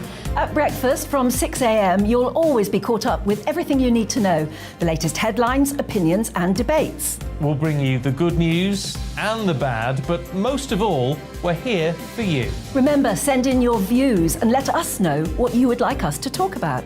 That's because we're your news channel. And every morning at 6 a.m, it's breakfast on GB News. My name's Tom Harwood and join me 9:30 a.m. every weekday for The Briefing, your one-stop shop for everything you need to know about what's going on in politics today. I wonder if this is a deal that might need to be like the biscuits in this factory, twice baked. Is there not an opportunity here to win out against the extremes? Tom Harwood, GB News. What are you going to do about it? Things should have been done differently, and they certainly are being done differently. Don't miss it. The Briefing with me, Tom Harwood, 9:30 Monday to Friday on GB News.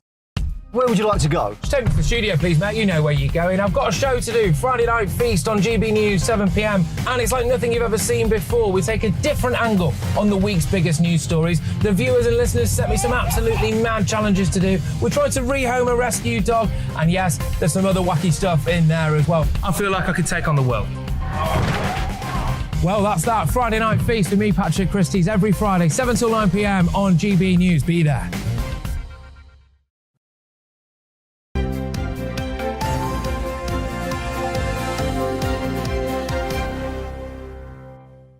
7:37 morning to you. This is Breakfast with Stephen and Anne. I'm being told off by Steve watching. Are you thirsty, Stephen? 3 mugs, but only... Please, we've got to have the... It's set dressing. That's decoration. Decoration. It's there for a tactical reason. There you go. Yeah. So, look, pretty. And you can get one of these now. You can buy them online. And pens. Pens, yeah. I haven't got a GB News pen, have you? No, me either. They don't provide us. No, we'll have to I've get got pen. shopping.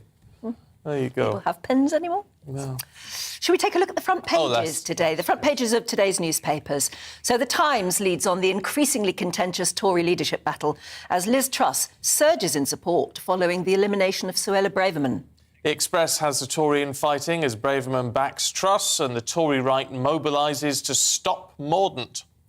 The Telegraph covers Lord Frost's comments urging Kemi Badenoch to stand down for Liz Truss. The Guardian leads on the Environment Agency's warning that firms who pollute our rivers and streams could face prosecution. And the Mirror's front page looks at Britain's ongoing heatwave and the health warnings issued by the Met Office. Well, let's go through the papers now, and joining us 2 people who we pay with GB News pens and mugs. It's Benjamin Butterworth and Nabila Ramdani. Morning to you. Morning. Good morning. No, you've not brought your fancy pen. I've never seen a GB News pen. I'm going to have to buy one. Find a box of them somewhere, won't we? Have to look under the desk. Online or something. So, Nabila, Benjamin, you're starting us off with the Prince Andrew saga. Yes, remember him? So that Newsnight interview, the one that I think he'd rather forget, let alone the rest of us, it's going to be made into a film. So Sam McAllister, who is the journalist who got him to do that interview, and she's released a book, which I think is out today, rather coincidentally. Scoop. It is, and it sounds brilliant, actually. But along with that, it's been confirmed that they're turning it into a film. Peter Moffat, the writer who was behind things like Your Honour and Criminal Justice, is writing it. And so, yeah, Prince Andrew, the film is on its way. But can I just say I find this really distasteful? So why? Because it's about people who are... It's about a real situation involving real people and alleged victims, or all this sort of business. And of course, in a film, a lot of it is fabricated. By the very nature of it being a film, a lot of it is fabricated. It just has to be.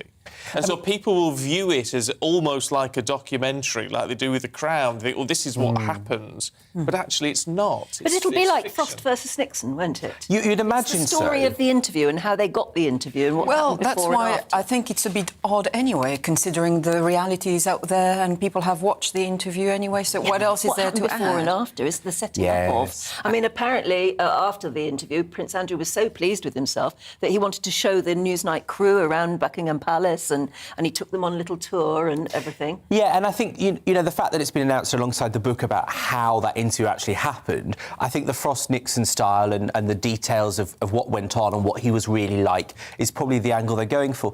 I mean, Stephen, I see what you're saying, but then, you know, the BBC's making a thing about Jimmy Savile, aren't they? Which is, you know, an even more abhorrent real-life story. He's dead. But I think there is something... He's dead. I think there's a difference when someone is dead. And look, I'm clearly not defending Jimmy Savile. I'm not defending Prince Andrew. I just find it as a sort of genre. I mean, I wouldn't watch it in a million years. And also, it just shows how movie makers or documentary makers are actually desperate for new plots. Yes, they're not coming up with original ideas. Opportunistic. Absolutely. And there's a whole lot of actors that have been suggested to play Prince Andrew. But dare I say, I mean, nobody plays Prince Andrew as better as himself. So why would you bother watching somebody else? Because of the before and after and the setting up and why, you know, why he agreed to do the interview in the first place. What can be that exciting about... Well, you say that, but Frost-Nixon was really worth watching. No, I didn't like it. Oh.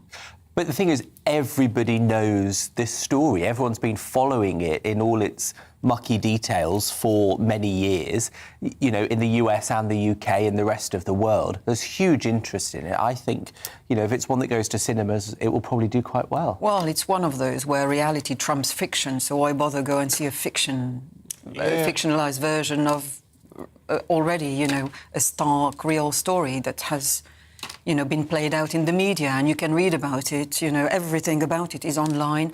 I don't know what new they're going to bring to the party, frankly. I just think it's maybe a film it's about lack of imagination and creativity in the industry, if anything. Yeah. Maybe the sort of the people that have made accusations about various people over the years, like Virginia Giuffre, maybe a film about their lives might be more interesting and more valuable. I don't know. I think it was a moment in time, that interview. Which makes it so interesting. And the writer who wrote the book, Scoop, what's her name again? Sam McAllister. Sam McAllister, yeah. She talks about how she was sitting on the floor opposite Prince Andrew when she was watching the recording of the interview. And she just said her jaw fell to the floor. She couldn't believe the things he was saying. So, no, I think that's true. I mean, we already know that Prince Andrew is not the sharpest tool in the royal box. So, tell us something new. I don't know. It's just we all go on about how much we love the Queen, which is a fair point. And I just think, if you really love the Queen, why would you want to bleat on about this, which is going to do nothing but upset her, basically? I don't know. That's generally how it's a replay of something that has been brought to closure to a certain extent. And I don't know. Let me know what you think. GBNews at gbnews.uk. Maybe I'm wrong. I might be totally wrong on that. Let us know what you think. No, it's your opinion, whether you'd want to watch it or not, and you wouldn't. No, I wouldn't. No spaceships in it, so it's fine. No spaceships. I'll watch it for you, for us all, OK? Nabila, Armageddon in The Guardian, about all of these flights being cut. Yes, and this story is specifically about a Gulf carrier, Emirates Airlines, who's having a go at Heathrow Airport because the airport is cutting summer flights. And so the carrier is saying that, frankly, Heathrow management is showing incompetence and inaction, and it's failing to prepare for the rebound in flying after the coronavirus travel restrictions. And the Heathrow said on Tuesday that it was capping daily passengers' numbers at 100,000 over the summer. And they are actively telling airlines to stop selling tickets for the peak season. And it's all, in essence, designed to avoid the chaotic scenes that we've seen at airports at Easter and at half-term, because there were soaring demands. This is effectively a story about millions of people who are desperately wanting to travel after the horror of consecutive lockdowns. They want to go away, but the travel systems are not coping. A lot of people and staff have left during the pandemic. They have not returned, and that's why you see those huge queues and, chaotic scenes. And I think... apparently it takes 4 months to recruit and train baggage handlers and people who work... And security as well. Security systems, yes, at an airport like Heathrow or Gatwick. But we've been talking about this for at least 6, if not longer. Yeah. They've had enough time. And frankly, when we saw the vaccination programme happening and we thought maybe there'll be an end to this awfulness, they should have started planning much longer. Well, I think, clearly everybody's frustrated, and there are economic problems that are not helping. Also paperwork that you have to fill in, crossing borders. Same things are happening at train stations, at the Eurostar, for example. And it's not just a British or an EU problem. The US is seeing exactly the same structural issues in not having enough staff. But it's the cost of getting a flight has absolutely shot up. I went to look at booking return flights to Berlin, admittedly only for in a couple of weeks' time, but the cheapest one for economy was £500. There were some flights to Berlin that were over £1,000, and then I looked at other destinations in Central Europe, the kind of places where, usually paying £100, if that, frankly. There were loads of them that were over £1,000 return flights in Europe in July and August. Well, that's absolutely crazy. Yeah, likewise. I was looking at flights to go to Berlin to the Stones concert in August, and it's absolutely incredible. The prices have soared beyond any reasonable, pricing. But the boss of Ryanair, wasn't it, who said, get used to it because the days of cheap flights are over. But it's a big change because EasyJet expected more holidays this year than in 2019. And so they were putting on a lot more flights in the first place. But, I'm a bit puzzled by it because it isn't just our problem. I think the truth is they laid off so many staff during the pandemic across, major Western countries, and now they can't get them back in time. Well, yeah. It's the harsh reality of it all. Benjamin, Nabila, we've got to leave it there. Thank you very much indeed. We'll see you a little bit later on. But right now, at 7:47, it's time for On Your Doorstep. And let's check in with our East Midlands reporter, Will Hollis. Morning, Will. Good morning. Bright and beautiful days here in Boston, in Lincolnshire. Check out those bright blue skies. You've got the fishing boats here at Boston Quayside that are just hopefully about to go out and do some fishing today. Boston, a couple of interesting things about it. Historic market town, but also when it came to the EU referendum in 2016, Boston was the highest voting area for Brexit. 75% of people voted for Brexit here, and one of the big issues back then, you'll remember, was fishing. So we thought we'd come down to the quayside and see if we could speak to some of the fishermen, and there is somebody just over here that is working. Hello, sir. Do you fancy having a quick chat to us about fishing for GB News? Yeah, no problem. Yeah, come on over. Be careful with your sea legs. I'm sure you're probably a bit more used to it than I am. A bit, probably. Yeah.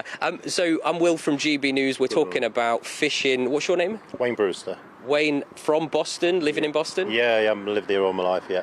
A local guy. Probably fished for the whole of your life as well? Yeah, I left school. I'm 47 years old now. Been doing it all my life, yeah. How has the industry changed and how is it working at the moment for local Boston people like you? Like I said, been on it since I left school, 47 now, and it's the worst I've ever known it through mismanagement of the fisheries. That's the main problem. How has it become so bad? Because, as we were just saying, Boston voted for Brexit. One of the big Brexit conversations was reclaiming our fishing waters, reclaiming our rights. Is that what's happened, or is it something completely different? Not totally right, 100%. I mean, Brexit filled us with hope. We was hoping it was going to be a lot better system for the fishing industry, but that isn't the main problem. I mean, the biggest problem for us is locally with the local management, which is run by what we call IFCAs. This kind of management is destroying us because it's not co-managed. You need co-management with knowledge from people who know, and we're being managed by people who do not know how to run fisheries. I imagine that they're probably talking about the environment, trying to preserve things, but right now all of these boats aren't out at sea, and I'm sure you'd like to have them out there for what you were meant to be fishing. Yeah, well, as a fisherman, I want to look after the environment as much as anybody. I want to manage this fishery, but I want to do it in a co-managed way. And seeing these boats here, I mean, 8 months now, I think the majority of 23 boats haven't been to sea.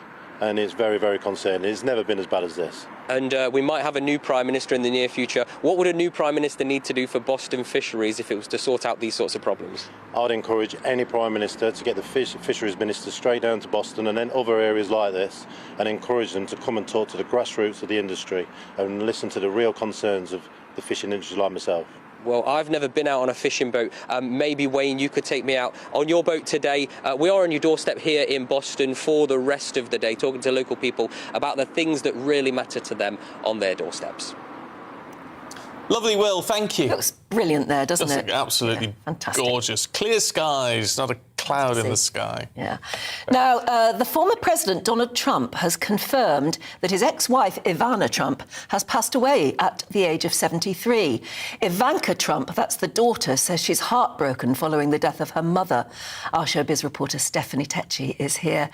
She was a remarkable woman, wasn't she? She was a larger-than-life character. You know, when you think of Ivana Trump, like, she became this poster girl for divorcees because, you know, after she's divorced Donald Trump, you know, she was quite open about how distraught she was about the end of the marriage, but she able to rebuild her brand again. And she had this, she starred in the First Wives Club, and she had this famous line. She was like, "Don't get mad, get everything." And she kind of just rebuilt herself into this lifestyle guru. And she was just so glamorous, but more than anything, she was a dedicated mother to her 3 children who have come out and said that, you know, she showed them about what it was to be determined, to have grit, because her story is quite an, you know, interesting one. She kind of escaped the iron fist of a Soviet Czech Republic through skiing, and then she came to America where she rebuilt herself as a model. And, you know, she was an athlete then as well, wasn't she? And she married Donald, and they were an incredible power couple. Oh, they were. Like, during the 80s, they were the it couple of New York society. You know, them together, even though their divorce was quite ugly, you know, in recent years, they managed to mend that relationship. And, you know, she was quite pivotal to him at the beginning of his business career. And even when he was going for his presidency, you know, she was always at the end of the phone giving him tips and advice. So it's definitely a good character that, you know, we've lost. And what do we know? Sorry. What do we know of what happened? I mean, she's 73, which frankly isn't old anyway. way. No. But she was a very fit, healthy woman. She was, like, during the whole pandemic, she was shielding, she was determined not to get COVID. She was actually preparing to go on a month-long trip to Saint-Tropez, and had a hair appointment yesterday, which she was due to, which she never turned up to. But what's coming out in reports is apparently she fell downstairs at her house and then suffered a cardiac arrest. So it's a breaking story, so there's more that's coming towards it. So it's interesting because, as you say, she is it's slightly a bizarre character. Yeah. In a way. I mean, when you saw her on chat shows and things, she was eccentric. Yeah. Well, she was eccentric, wasn't she? But there's something sort of quite, especially that sort of very. I mean, she wasn't sort of American by birth. Yeah. But that sort of American, over-the-top, exuberant Definitely. sort of character. And, you know, she had that hairstyle as well. Every time I saw her, she had the Ivana hairstyle, which is just, she's always had that same hairstyle, and her character's quite lovable. And I just feel sorry for her kids because, you know, when she came up with quite a few books, and she was the one that really raised them because Donald was so busy with his business and stuff. So you can see she was a dedicated mother, and she, like, her mother's still alive. She lived with her mother. Yeah. Her own mother is She still lived alive. with her mother. Her mother's 95. And, you know, so she leaves behind her mother, her 10 grandchildren and her 3 children, but she definitely leaves a legacy behind. Yeah, I mean, she's somebody that anyone in Britain probably wouldn't feel particularly fond of or anything, but such a character that's occasionally when a character like that goes, you think, wow, that is the passing of somebody extraordinary. Definitely, and that's how I feel. Like, I love the older celebrities because they have this iconic stance. Like, when their light goes out, the light goes out from the world, and that story you never tend to hear again, always. The world loves a good character. Oh, stop it, Stephen. It's true. Look, I know you're back with loads of showbiz a little bit later in an hour. We look forward to that. Thank you very much. We've been talking all morning as well about how you keep cool in this weather, and we do acknowledge, by the way, that there are some parts of the country that haven't got the hot weather at the moment. But we're also looking at how you keep your pets cool in this sort of weather. And we've had a lovely picture in from Debbie. Good morning, Debbie. Thanks very much. She says, here's a picture of Bess, our border terrier, keeping cool. Let's have a look. We'll get it up for you in a minute. Oh, she's sat in front of a fan. She's got her own fan. Oh, that's very stylish. Very nice. Mind you, you see that now Timmy, my cat, doesn't like a fan. No, nor does my Ellie. Doesn't she? No. But but a wooden floor is quite good. A nice cool floor, I think, is probably the best thing for pets like that. Yeah, yeah. Mind you, what do you do to keep your children cool if they're at school? Because all this talk now with this hot weather, I mean, half the schools are breaking up today, aren't they? But some are keeping going. Well, next Will week. says those who keep saying 1975, which is when we had the last very big heat wave caused problems, should get a grip. It's 5 degrees centigrade hotter, and Tuesday's potentially hotter, with now a 30% possibility of hitting 40 degrees. Just 3 years after we've broken UK maximum temperatures, we should be alarmed. Nobody in this country is built for this heat, and people like me who suffer from reduced mobility and my elder parents who can hardly move anywhere, it's going to be a nightmare. If you can cope with it and stop moaning about a warning for those who really do need an alert. Oh, well put. No, fair point. Cled says it's very easy these days for head teachers to shut schools, but what do the working class parents do? They're struggling to make ends meet, and that's fair point. Faye says, re your previous email, I was at school in Kent in the hot weather in the 70s. I was sent home. Well, there you go. Well, look, keep your thoughts coming through. GB Views at gbnews.uk. We'll see you in a couple of minutes straight after a look at the forecast for you.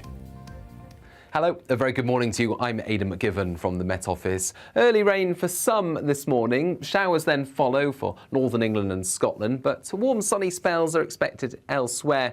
And it will turn sunnier through the weekend with increasing temperatures, a substantial rise in those temperatures by Monday and Tuesday. High pressure is building in, but just ahead of that high as it advances from the west, an area of cloud and some outbreaks of rain for parts of Scotland and northern England first thing. The rain quickly clearing Northern Ireland. 1 or 2 showers here, but it takes some time for northern parts of England and Scotland. 1 or 2 showers for mid-Wales, but otherwise plenty of sunny spells for southern England and increasingly Northern Ireland, western Scotland by the end of the afternoon. So a warmer day to come for Northern Ireland and still warm in the south, mid to high 20s in places, but on the cool side where we've got the cloud and those showers for Scotland and northern England, high 20s, or high teens I should say, at their highest. But through the evening, the showers quickly die away, and then tonight looks like a clear night for most. The one exception, northwest Scotland, where there will be some thicker cloud and outbreaks of rain returning. Despite the clear skies elsewhere, actually it's a warmer night, I think, particularly in the south, 14 to 16 Celsius by dawn tomorrow. Nevertheless, with that area of high pressure building across the country, tomorrow morning looks glorious across much of the UK. Sunny skies away from the far north of Scotland, where there will still be some cloud and outbreaks of rain, particularly during the morning. That pushes into the Northern Isles by the afternoon. And with the increased sunshine, it will be warmer. Low 20s widely, 22 for Belfast, 27 for Cardiff, 25 for London. Even higher temperatures are expected during Sunday and more especially Monday and Tuesday. Widespread sunny skies, but the kinds of temperatures we rarely, if ever, experience in the UK.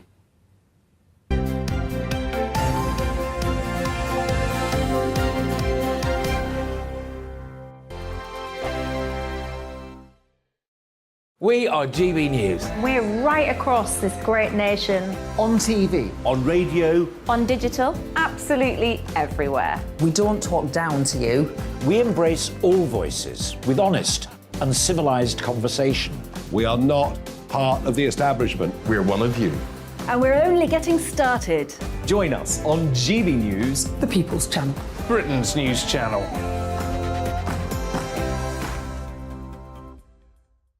Hi there, it's Stephen and Anne.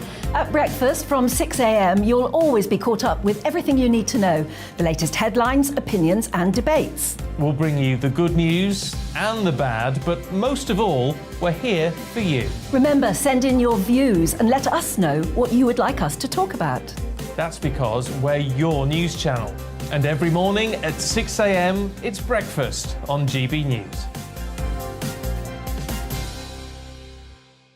My name's Tom Harwood, and join me 9:30 a.m. every weekday for The Briefing, your one-stop shop for everything you need to know about what's going on in politics today. I wonder if this is a deal that might need to be like the biscuits in this factory, twice baked. Is there not an opportunity here to win out against the extremes? Tom Harwood, GB News. What are you going to do about it? Things should have been done differently, and they certainly are being done differently. Don't miss it. The Briefing with me, Tom Harwood, 9:30 Monday to Friday on GB News. Where would you like to go? Just take me to the studio, please, mate. You know where you're going. I've got a show to do. Friday Night Feast on GB News, 7 p.m. And it's like nothing you've ever seen before. We take a different angle on the week's biggest news stories. The viewers and listeners set me some absolutely mad challenges to do. We tried to rehome a rescue dog. And yes, there's some other wacky stuff in there as well. I feel like I could take on the world. Well, that's that. Friday Night Feast with me, Patrick Christie's, every Friday, 7 till 9 p.m. on GB News. Be there.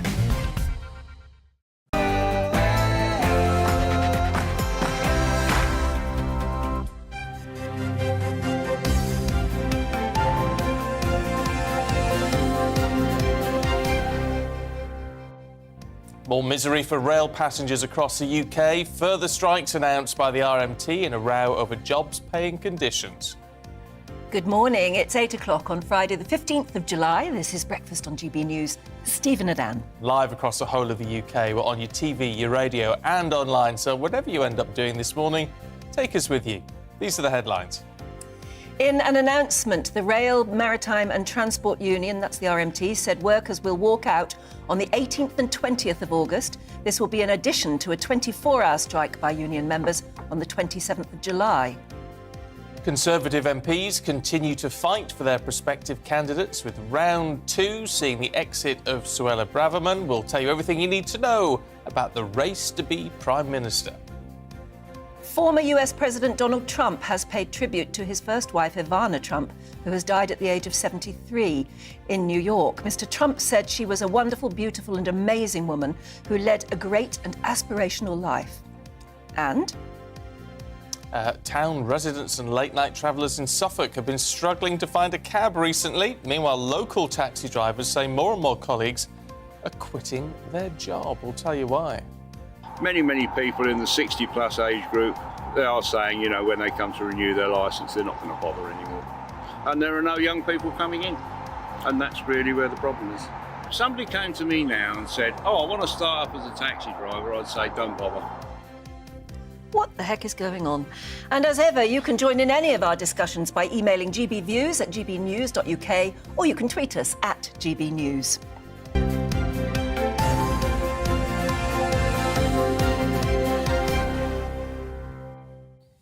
Now, as we've got this lovely weather to enjoy the gardens and things, I was saying earlier on about a sparrowhawk I saw in my garden. I'll play you a little clip, actually, because I did record it, because it was just such a remarkable thing to see. That really is a bird of prey, isn't it? Proper bird of prey. Absolutely beautiful thing. I think that's a female. How close was it to you? Oh, I mean, a few feet away. Just only a few It's remarkably feet away. unperturbed, isn't it? Wasn't bothered at all. Hungry, maybe. So How long there did you it go. stay there? About half an hour, till it devoured the entire bird it's eating.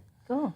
Which I think may be some sort of chick, but there you go. Which all seems, but it all seems a bit gruesome. It's but a bird of prey. It's a bird of prey, and that's that's what they eat. But Jill in Bedford, she said, like Stephen, we too had a sparrowhawk in our garden that devoured a pigeon. It ate most of it, shoved what was left into the lavender bush, and flew off. I went out and cleared up the mess, but the next morning it came back looking for what was left, but of course it had already gone. So there you go. They're not daft, are they? Well, no. And I mean, they're wonderful to see. They're incredible creatures, aren't they? Just that little bit of nature. It's when you get up close to a bit of nature like that. Oh, it's wonderful lovely. to see. Really nice. Brendan in Denver, Colorado. Morning. Says it's almost 1 a.m. in Denver. Always up for your show and for all that GB News has to offer. We've got a heat wave going on here as well. It's between 32 and 37 centigrade. Stay cool and stay cheerful. Oh, wow. Sefin says, you don't have a GB News pen? We don't, because we're saying, but said that's the problem. Nobody has pens nowadays, just fingers on keyboards. I always have a fountain pen and use it. Pity I couldn't use it for this. Well, I actually always do have a pen. Yeah, I've never got one and need one always, because sometimes you just need to write something down quickly, don't you? Just little notes, very handy. Right. Now, you were wondering earlier about whether your comments about Prince Andrew would go down well at all with our audience. Good morning.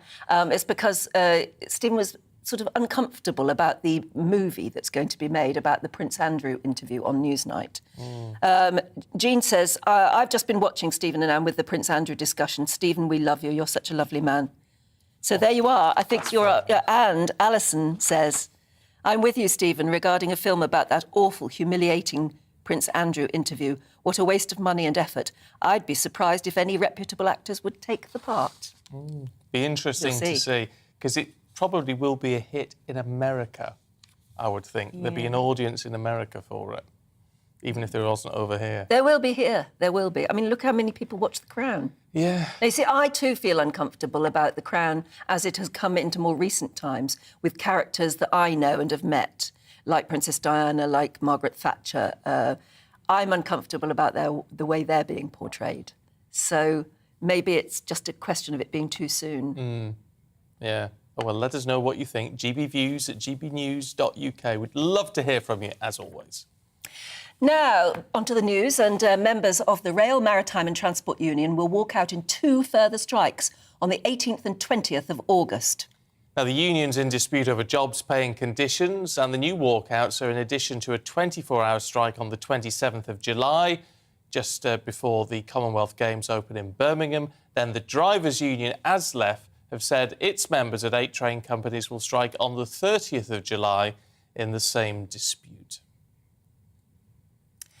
And then, of course, there's the Tory election for a new leader and a new Prime Minister. That's something that's dominating the news as well at the moment. And if you look through the newspapers this morning, there's an awful lot of what they call blue-on-blue attacks. I mean, it's getting nasty. It is getting a bit nasty. You see, they're really vying for the jobs, and it's a case of who's going to be knocked out and where are they going to put their votes and try and persuade the people who've backed them so far to... So there's a lot of manoeuvring going on. Someone who knows all about it, of course, is our political correspondent, Tom Harwood, who's here. Good morning. It's interesting that a lot of the papers this morning have got attacks being formed on Penny Mordaunt, who... if you look at the Conservative Party membership, seems absolutely to be the front runner. Yeah, certainly. It's been a remarkable few days for the Penny Mordaunt campaign, which really wasn't seen as being sort of one of the leading lights in this election until Wednesday, when her campaign launched. It was seen to be a very professional launch. Penny Mordaunt has always been a good performer at the dispatch box of the House of Commons, and that's something that will no doubt play well for her as the hustings begin, as those debates start to be played out over this weekend.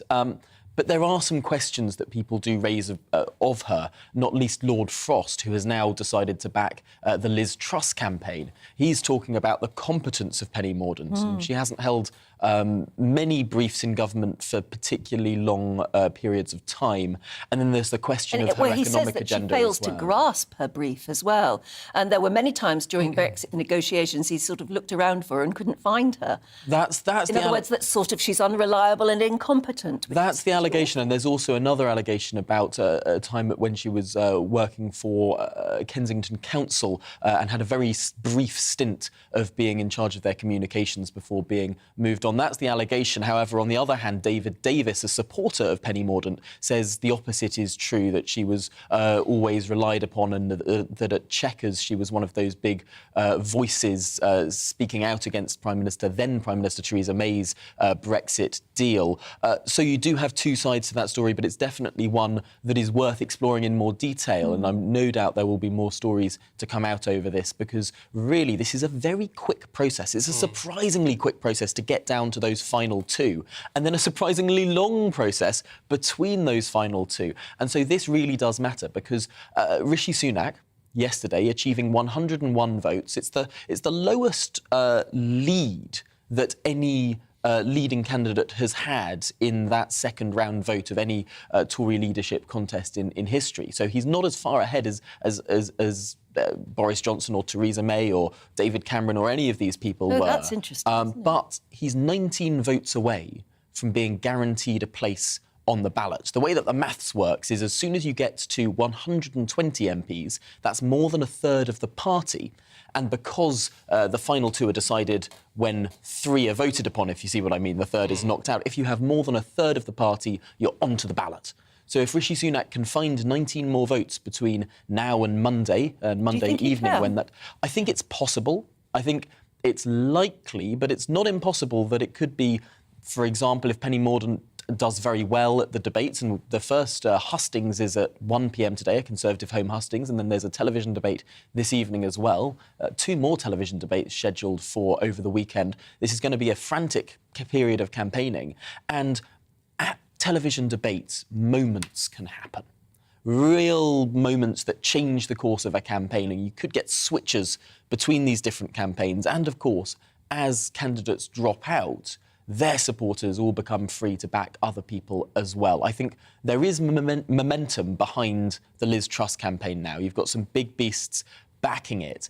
And it was really interesting. I spoke to Suella Braverman, the candidate who has just been knocked out of the last round yesterday.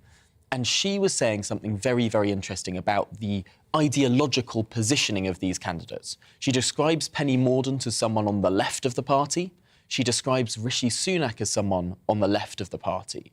And she says members deserve a choice between someone on the right of the party and someone on the left of the party in those final two.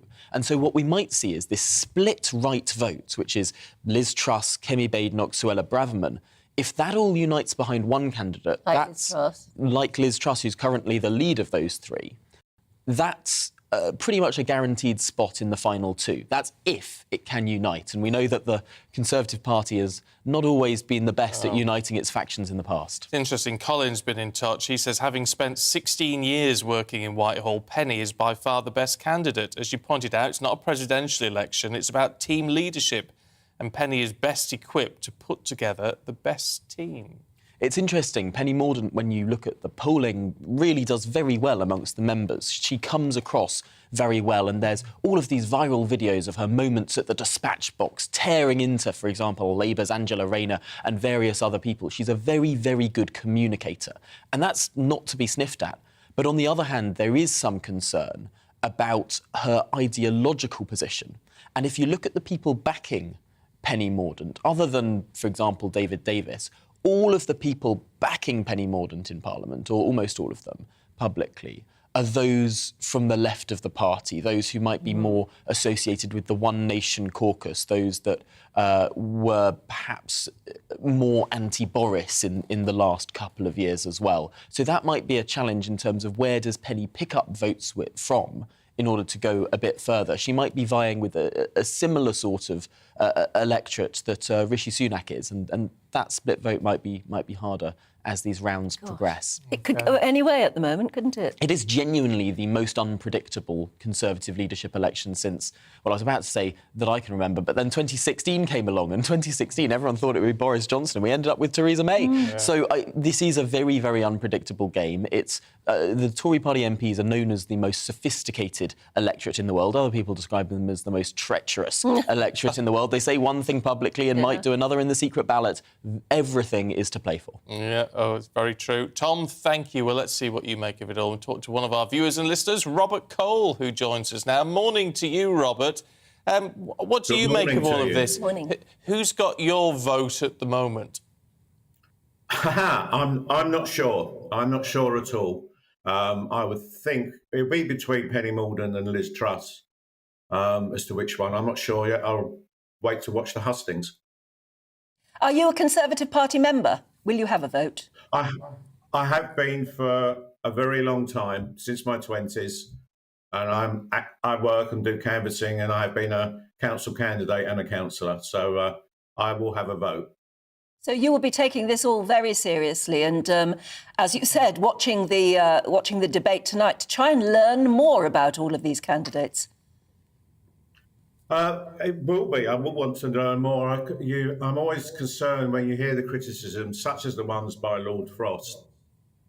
Is there personal history between the two, or is it a genuine comment that she's maybe not up to it, or is it just he doesn't get on with her and is making those comments? Because Tom was saying earlier, they can be quite treacherous when they're going through all these different elections of people making comments and briefing against each other.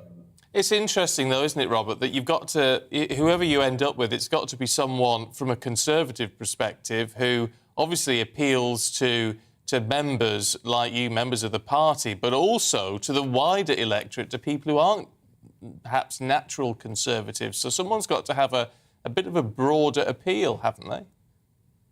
I think so. I mean, that was the advantage of Boris. Wherever he went, people followed Boris, and he had that appeal, which is why we won so many seats on the Red Wall. And I think we have to be very careful if we try and go to some ideological, people must be pure ideologically. And I think that will fail. We have to keep those people as people who voted for us in the Red Wall seats and attract new. We have to get into younger voters. I mean, I'm at the end. I'm not an early voter, but we have to attract new people. So I think it probably has got to be Penny or Liz Truss. It's interesting, isn't it? They always say the Conservatives are very good at strong women, and you're just saying the last two should both be women. What happened to Rishi Sunak, for heaven's sake? I don't agree with what he's done on taxes, and I think what he did to Boris was wrong. I think somebody said earlier on your programme, if he was that bothered, he should have resigned about a year ago. For him and Javid to do what they did, I think was totally and utterly wrong. And I don't agree with his tax ideas. If you're going to solve cost of living, you've got to put money in people's pockets, not take it out and put it in government coffers. That doesn't help anybody.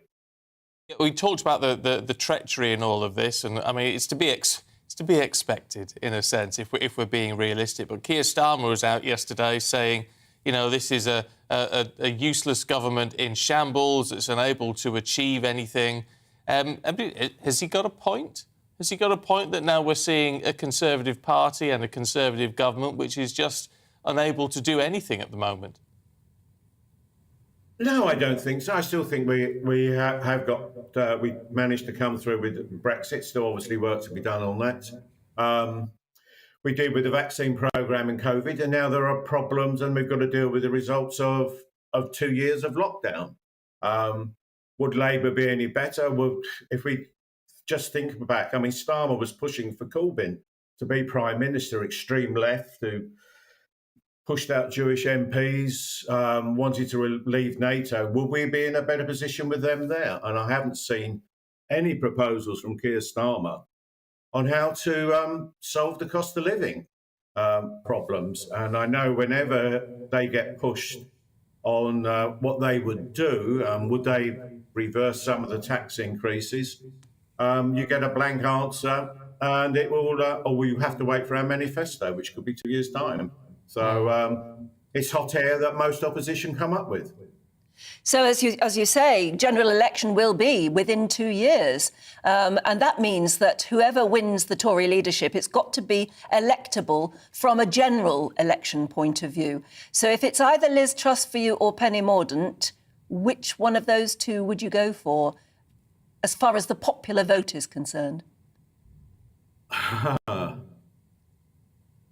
I'm not totally sure. I think the one that probably visually will probably come over the best with Penny Mordaunt, as she seems to be a lot more flamboyant than Liz Truss is. I hate to go back and use those old words from 6 years ago, strong and stable, but Liz Truss has the experience and I think will be a safe pair of hands. Whether that is enough to appeal to the wider electorate or people taking a chance on Penny Mordaunt, I don't know, which is why I wish to listen to the hustings. I'm not in a position to make a firm commitment. Well, get in touch with us tomorrow morning and tell us whether your vote has been swayed. Janet's been in touch, and she says, I'm very anxious that Liz Truss will be Prime Minister. There's no doubt it won't be long before she instigates World War III. She's obsessed with doing all she can to aggravate Putin.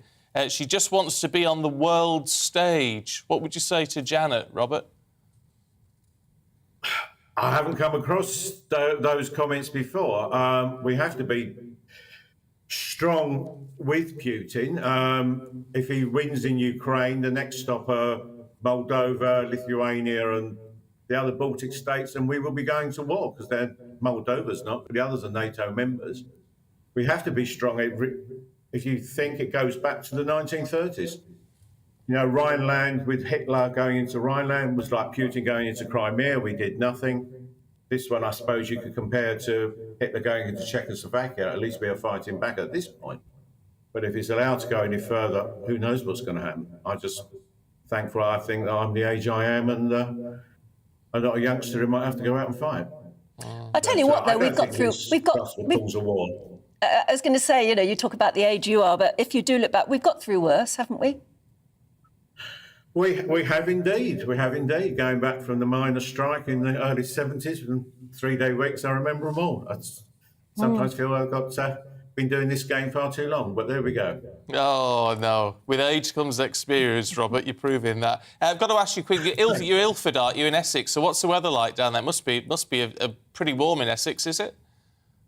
It is. I've got the blinds, my windows shut, so it doesn't reflect on the screen, but I can feel the heat already. But I'm on my way to Leeds later this morning, going up to see my sister in Otley. So maybe it'll be a couple of degrees cooler up there.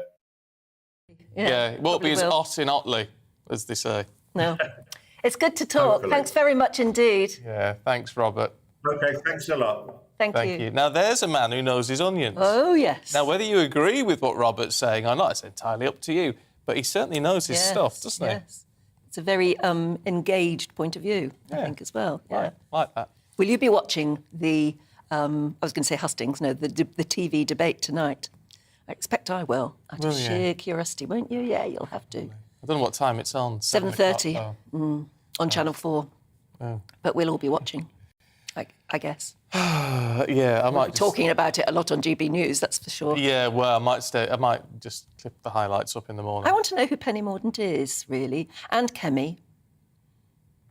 See, the one thing about Kemi, there's a lot... I want to be impressed by something. There's a lot of impressive things about Kemi Badenoch, but what I said just when she did that launch, all I could think watching it was it's not prime ministerial. She just didn't seem like a leader. No, and there are a few opinion pieces in the papers today saying she's obviously good, but this is not her time, it's too soon.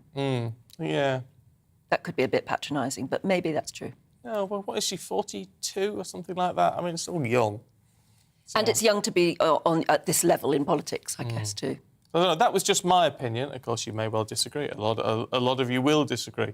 But it's just interesting. We sort of view it from a media point of view as how you project yourself and how you come across and what appeal you have in that way. I don't know. Maybe. Who knows? Anyway, GBviews at gbnews.uk. And now here's an interesting story, because today Tesco will appeal against a court judgment which stopped them from the controversial practice of firing and rehiring some of its workers. Yeah, back in February, the High Court granted the Union of Shop, Distributive and Allied Workers an injunction to stop Tesco sacking employees and then rehiring them on less pay. We've heard of this practice before, haven't we? Our reporter Paul Hawkins joins us now from the Royal Courts of Justice. Hello there, Paul. What's the latest and when will we hear? Morning, Anne. Morning, Stephen. The High Court hasn't even opened yet, but the hearing is at 10:30 later this morning. Just to give you the background to this case, it's a little bit a little bit technical, but it is very important. Over a 2-year period from 2007 to 2009, Tesco decided it wanted to reorganise its distribution centres in the Midlands. Now, obviously, when a company does that, there's implications for the staff, so it turned around to its workers. This is in Staffordshire and Northamptonshire.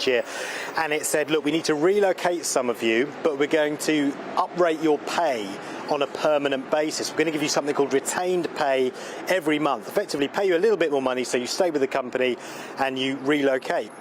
Now, in the contract, it said that that retained pay would be paid permanently. In January 2001, the company turned around to its employees and it said, look, we can't pay you retained pay anymore. What we're going to do is roll 18 months worth of it up into a lump sum, pay you that, and then there'll be no more retained pay. Now, the workers clearly turned around and said, look, in our contract it says permanently. It says you were going to give us this for what seems like the rest of our time with Tesco. So the union Usdaw took 42 of its members to the High Court here in London, which granted Tesco an injunction and said, look, you can't just fire them and then rehire them on different terms minus the retained pay, because you said in your contract, this was the judge's interpretation of that clause in the contract, that this was going to be permanent. So Tesco are appealing that judgment today. It'll be heard later on at 10:30. Firing and rehiring, we should make it clear, it's not illegal, but it is kind of the nuclear option for companies. It is very controversial, and many companies are advised to take legal advice before trying to do something like that. Indeed, it's quite surprising that a company the size of Tesco, with the resources it has, would give their employees that kind of contract in the first place. But as I say, that's my understanding of it. You'd have to speak to an employment solicitor about it if there's one handy. Funny you should say that, Paul. Thank you very much indeed. Let's talk to employment solicitor at law firm Paris Smith, Adam Wheel, who joins us now. Morning to you, Adam. Look, so break this down into terms we can properly understand here.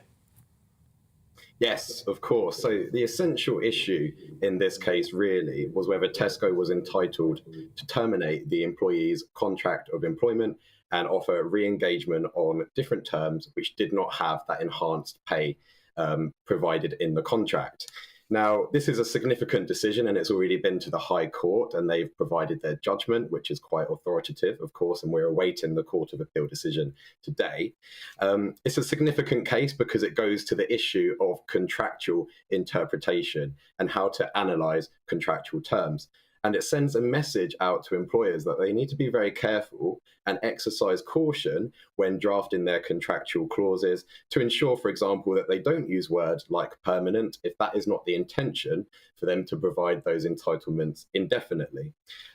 Here, Tesco wished to remove those pay entitlements to their staff.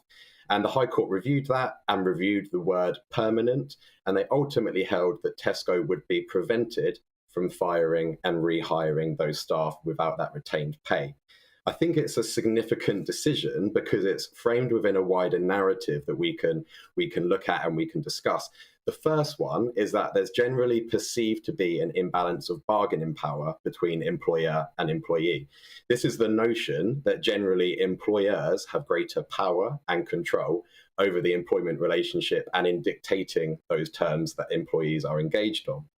The second issue is the practice of fire and rehire, which has gained a lot of scrutiny and controversy in recent times. And essentially the High Court decision here, which prevented Tesco from engaging in that practice, sends a wider message out to employers that if they are thinking of going down that route, they really do need to exercise caution. I mean, what I think a lot of people don't quite grasp, anyway, I don't, is how you can just fire somebody. You have to have a good reason as an employer to fire somebody, don't you? So how is this actually happening? What reasons are they giving? That's a very good point, exactly. And the risk of proceeding down this rather draconian route is that there are legal consequences that can result from it. For example, wrongful dismissal and unfair dismissal. In order to avoid a finding of unfair dismissal, you need to rely on a fair reason to dismiss those employees. And by proceeding down this route, Tesco would potentially open themselves up to findings of unfair dismissal if they did proceed. And so again, ACAS, Employment Conciliation Service, have provided guidance on this to reiterate to employers that they should be very careful in proceeding with this route because there can be those unintended legal consequences that might arise. Thankfully, this is Court of Appeal today, and these judges are not going to be persuaded by anything we have to say. So we can ask you, I mean, what do you think the chances are here that this appeal will it will be granted? Well, I wish I could preempt the decision. I wish I had those powers. It's very difficult at this stage to know what arguments the Court of Appeal are going to place significant weight on. I will say that if Tesco win their appeal, then this sends a wider message out to employers on being able to amend and alter their contracts of employment. And it shows that they would not be able to have the flexibility if, for example, they state that certain entitlements are permanent, then they need to abide by that and they need to provide that to employees. For employees, if Tesco win the appeal, then it goes to that arguments of the imbalance of bargaining power, which I just highlighted, and shows that there's little that can be done to kind of challenge that power that an employer has. If Tesco lose, then arguably that provides some security to those employees that employers can't just take any action that they want in relation to contracts of employment, and they do need to exercise caution and act in a certain way. Today's decision will be influential, won't it? Be. Thanks very much indeed for explaining that much. It's quite complicated, as you say, but yeah, the hire and fire business doesn't sound, or the fire and rehire. Fire and rehire. Yeah. No, doesn't sound right. But anyway, we shall see what the judges say today. Yep. OK, don't go anywhere. We've got lots more coming up for you in just a moment. Hello, a very good morning to you. I'm Aidan McGivern from the Met Office. Early rain for some this morning. Showers then follow for northern England and Scotland, but warm sunny spells are expected elsewhere. And it will turn sunnier through the weekend with increasing temperatures, a substantial rise in those temperatures by Monday and Tuesday. High pressure is building in, but just ahead of that high as it advances from the west, an area of cloud and some outbreaks of rain for parts of Scotland and northern England first thing. The rain quickly clearing Northern Ireland. 1 or 2 showers here, but it takes some time for northern parts of England and Scotland. 1 or 2 showers for mid-Wales, but otherwise plenty of sunny spells for southern England and increasingly Northern Ireland, western Scotland by the end of the afternoon. So a warmer day to come for Northern Ireland and still warm in the south, mid to high 20s in places, but on the cool side where we've got the cloud and those showers for Scotland and northern England, high 20s, or high teens I should say, at their highest. But through the evening, the showers quickly die away, and then tonight looks like a clear night for most. The one exception, northwest Scotland, where there will be some thicker cloud and outbreaks of rain returning. But despite the clear skies elsewhere, actually it's a warmer night, I think, particularly in the south, 14 to 16 Celsius by dawn tomorrow. Nevertheless, with that area of high pressure building across the country, tomorrow morning looks glorious across much of the UK. Sunny skies away from the far north of Scotland, where there will still be some cloud and outbreaks of rain, particularly during the morning. That pushes into the Northern Isles by the afternoon. And with the increased sunshine, it will be warmer. Low 20s widely, 22 for Belfast, 27 for Cardiff, 25 for London. Even higher temperatures are expected during Sunday and more especially Monday and Tuesday. Widespread sunny skies, but the kinds of temperatures we rarely, if ever, experience in the UK.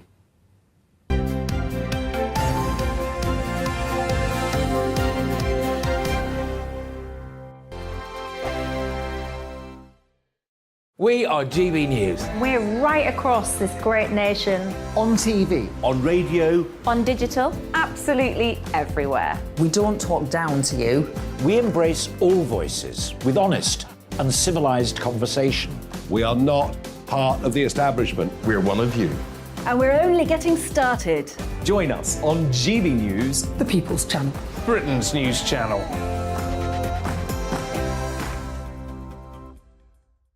Hi there, it's Stephen and Anne.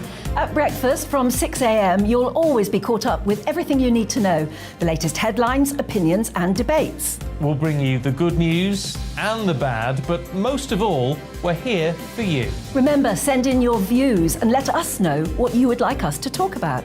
That's because we're your news channel. And every morning at 6 a.m, it's breakfast on GB News. My name's Tom Harwood and join me 9:30 a.m. every weekday for The Briefing, your one-stop shop for everything you need to know about what's going on in politics today. I wonder if this is a deal that might need to be like the biscuits in this factory, twice baked. Is there not an opportunity here to win out against the extremes? Tom Harwood, GB News. What are you going to do about it? Things should have been done differently, and they certainly are being done differently. Don't miss it. The Briefing with me, Tom Harwood, 9:30 Monday to Friday on GB News. Where would you like to go? Just take me to the studio, please, mate. You know where you're going. I've got a show to do. Friday Night Feast on GB News, 7 p.m. And it's like nothing you've ever seen before. We take a different angle on the week's biggest news stories. The viewers and listeners set me some absolutely mad challenges to do. We tried to rehome a rescue dog. And yes, there's some other wacky stuff in there as well. I feel like I could take on the world. Well, that's that. Friday Night Feast with me, Patrick Christie's, every Friday, 7 till 9 p.m. on GB News. Be there.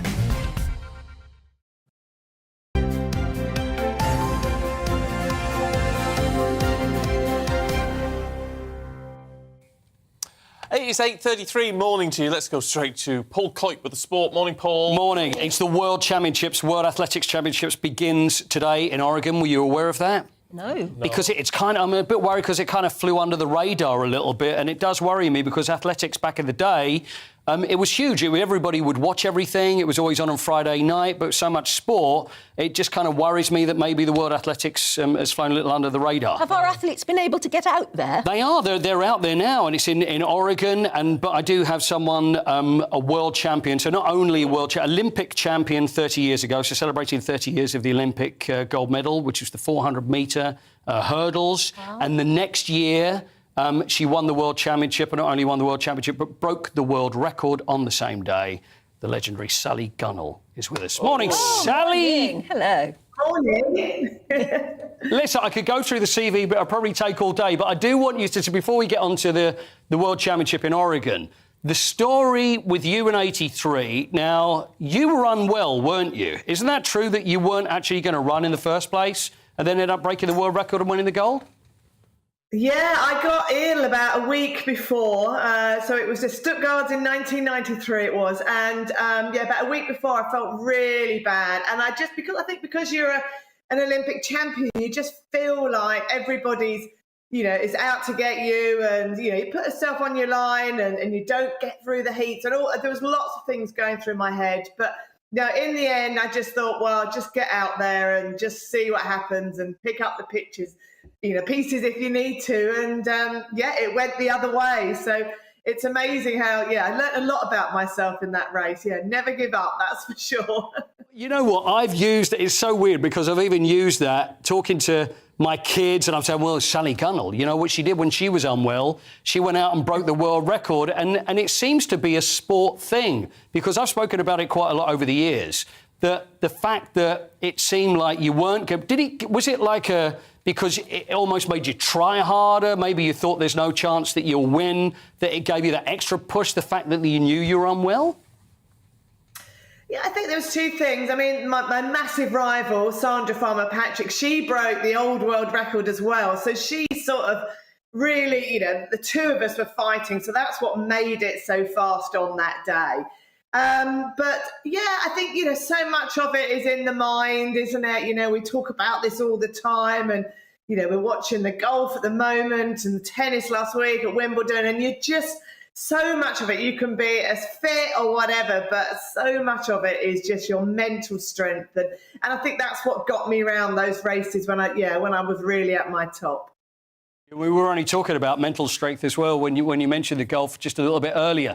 Let's talk about the World Championships now. Now, they're over in Oregon, and I don't know whether you feel the same way. I just mentioned to Stephen and Anne about the fact that it used to be everywhere. You know, you would see athletics everywhere, and everybody was inspired to get involved, and it seems that the popularity has dwindled, and some of our athletes have said similar things as well.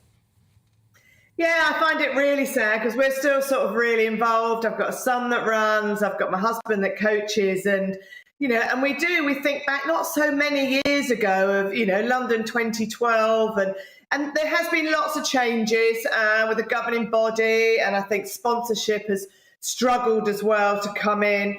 And also, I think, you know, there's a lot of other sport out there. There's so much, you know, choice for people to watch and to take part in. Whereas back in sort of my day, you know, you'd have about 3 or 4 sports and that was it. So, but it is sad to see because we've got some amazing athletes and, you know, they're at the top of their game, but we're just not getting that story across and they're not becoming these household personalities that they deserve to be. Let's hope so, because I know that there's so many athletes, and especially women athletes as well. They're doing amazing things at the moment with the Commonwealth Games coming up, which I know you've got 4 golds, is that right, in the Commonwealth? I mean, you've got golds in everything, haven't you? I think so, 4 or 5. I lost count over all these years. But yeah, I think that's the other reason. They've got Worlds, Commonwealth Games and European Championships this year that the athletes have. So really, really tough year. And if any of them can do all 3 of them, will be quite an achievement, I must admit. Sally, happy anniversary, 30th. It seems like yesterday to me, but it's great to have you on, and thanks a lot for your time and enjoy the World Championship. Thank you very much.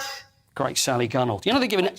She just always comes across as such a lovely person. Isn't she just? Yeah. But trust me, if you were in the blocks next to her... Yeah, she'd be ruthless. And you were Farmer Patrick, you would have done it. They're apparently giving instant medals now. They're doing a new thing at the World Championship, whereas, you know, they do the celebration and then they would have this ceremony. They feel that you should, when you're celebrating and doing the lap of honour, you should have your gold medal. So pretty much as soon as you win the race... Then you get, it's almost like sports day. There you go, first, second, third, and they get their gold medal. So they're doing instant medals, which is going to be a new thing. So hopefully we get a few of them. Yeah. Well, fingers crossed. Fingers crossed. Paul, thank you very much. Thank you. Indeed. It's one of those things you always want to hold yourself, isn't it? Oh, yeah. Whenever you interview an Olympic medalist or Commonwealth medalist, the first thing you say, how have you brought your medal with you? Yes, they're all battered, aren't they? Can I hold it, yeah, please? Yeah. I remember Greg Rutherford coming in with it and saying, do you want to put it on? And it's like, no. Because that's not right. It's not It's right. his to I haven't put on. earned it. Yeah. But I will hold it, but I wouldn't ever put it on. It's like seeing little Prince George with the Wimbledon Cup. Yeah. And he kept tipping it over because he wanted to read something, and you could see that Kate was going for the Don't drop the lid! Don't drop the lid! Oh, God. Some of these things you have to hold yourself for it to be real. Yeah. Absolutely right. Oh, lovely, lovely. Look, don't go anywhere. We've got all the front pages heading away in just a moment.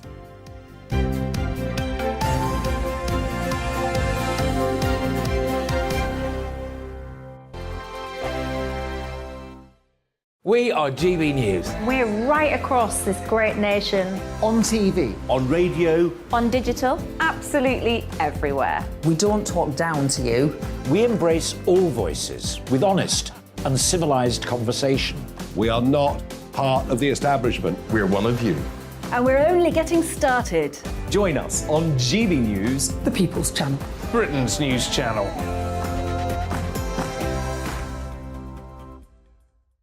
Hi there, it's Stephen and Anne.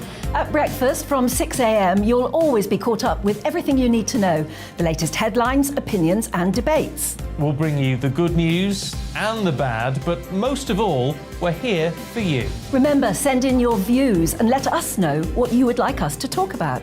That's because we're your news channel. And every morning at 6 a.m, it's breakfast on GB News.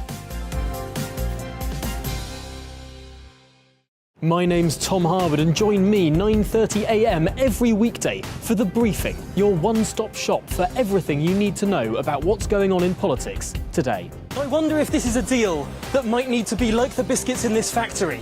twice baked. Is there not an opportunity here to win out against the extremes? Tom Harwood, GB News. What are you going to do about it?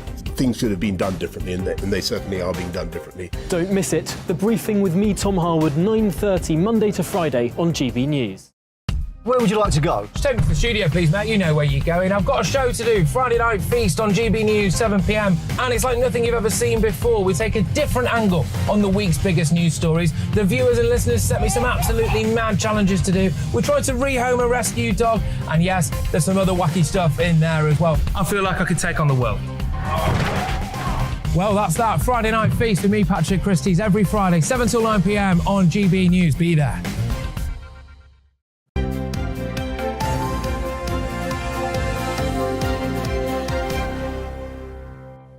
This is Breakfast with Stephen and Anne. Morning. Just a very quick one, because we're tight for time. Susan says, I'm disappointed you don't seem to get views from Labour or Lib Dem guests and only have Tory views.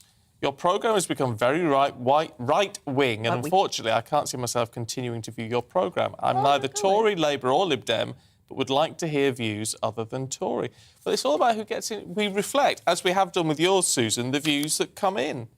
Yeah, but also we were going to have a Labour MP on this morning, but they pulled out at the last minute. So we do have a lot of Labour. We regularly have Labour commentators on. We do, but I say a lot of the views that we get emailed in aren't particularly Labour or Labour, but some are. And they say you're a floating voter, Susan, and your views are very welcome, and I hope you stick with us. Yeah. If you want a lefty on, Benjamin Butterworth's here. Take us through the papers along with Nabila Ramdani. Good to see you both. I mean, you're certainly not a right-wing. No, regular viewers will pick up on that. Yeah, I was chair of the Labour Party's youth wing in a past life, so hopefully that satisfies Susan. You ticked Susan's box there, yeah.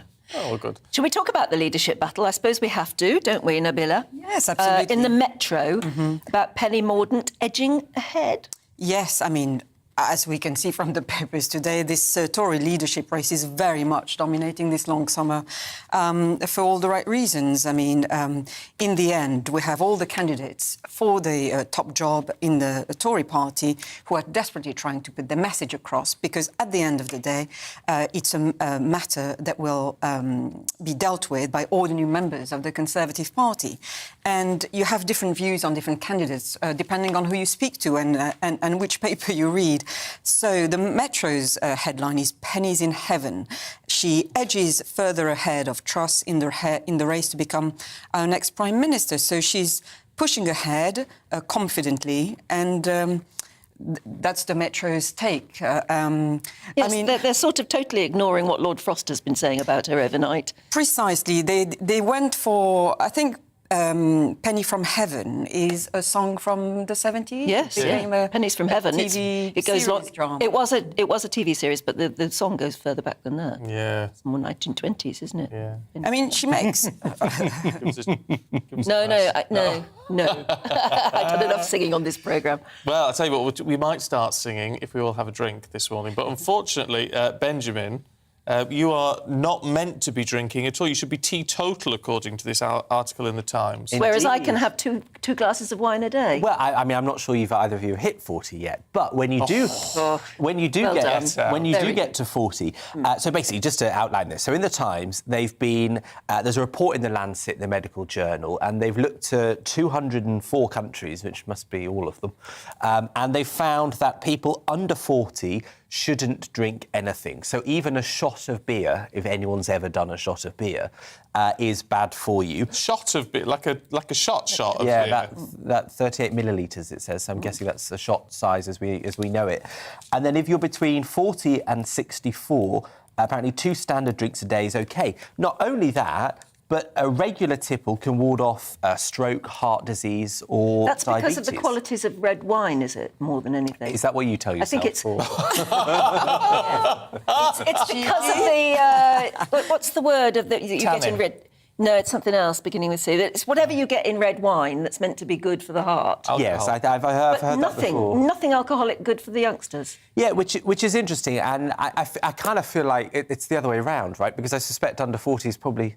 I don't know. Do you think they drink more than... Yes. Did you drink more as you got older, or...? No, well, I stopped when I stopped at 31. Completely. I think I drank a lifetime supply of alcohol by the time I got to 31. Are you teetotal? Yeah. I'm going teetotal later today. What, for the rest of the day? Well, I'll try. I keep trying. I guess, the message here or the lesson is that everything is in moderation. Yes. You can look at things and everything could be a threat. Crossing the road could be a threat. Salt, red meat, butter, we're told, can be very bad for you. But I think, if you hit the right balance, then you'll be fine. And if you don't drink in hot weather, it's even better. Do you know, I just think even if you, even this Times report says there are other reports that say different things. But honestly, if you just lived your life by all of these specific claims, you'd be so miserable. That would knock more years off your life. Yes. Yeah. That's not how human nature works. Yeah. No, it's not. And I would certainly never tell a young person not to drink. But I spent drink a bit more I spent my entire motherhood, as it were, bringing my children up. I would never use salt to cook. Oh. Never, because I was absolutely full of the information that salt is bad for you, salt is bad for you. So I thought, well, if there's one thing I can do for my kids, I can train them to eat food that hasn't got salt in it. And now the whole thing's been reversed, and I've suddenly discovered salt. And it does make things taste nicer. I love salt. Yeah. I do. I'm quite a heavy salter. Yeah. Well, look, you can be now. But, yes, all of this medical opinions. If you went by everything the medics told you from time to time, yes, you'd be miserable, I think, and very confused. Exactly. You're French, aren't you? Yeah. So, you've been drinking red wine and white wine as a child, watered down. No, I'm Muslim too, so... Oh. So do you not drink at all? No, I don't drink at all. I've been raised that way, and frankly, I have no interest in alcohol particularly. I think that's the thing. If you don't touch it, you never get the... And I'd never go back to it. It's this. What I find weird about alcohol is that we have this belief that it's glamorous and great, and it makes you feel greater. And frankly, from all evidence, it really isn't. Well, there are some proven benefits to red wine, for example, for mental health, for skin condition. But again, I think it's excess in everything that creates... I find the second bottle tastes nicer. That's always the way. You convince yourself that. The only thing I sometimes think, you see it in movies and things, which I used to like, I didn't drink very often, but was a very dry vodka martini with a pickled onion. Ooh. And honestly, I used to love Maybe I'll put off going teetotal till tomorrow, because that's quite a nice idea. That is very nice. It was very James Bond. Yeah, it is. Pickled onion. But that's what I mean. It's this idea of glamour, isn't it? Yeah. And you wonder why a fruit juice with the umbrella in it isn't as glamorous. No, it's not. It particularly appeals to women, I think.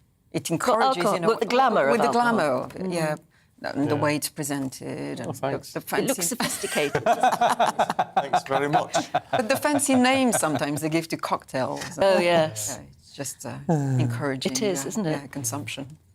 We're all daft, aren't we? Yeah, well, if it tastes nice. To the mirror, look at these.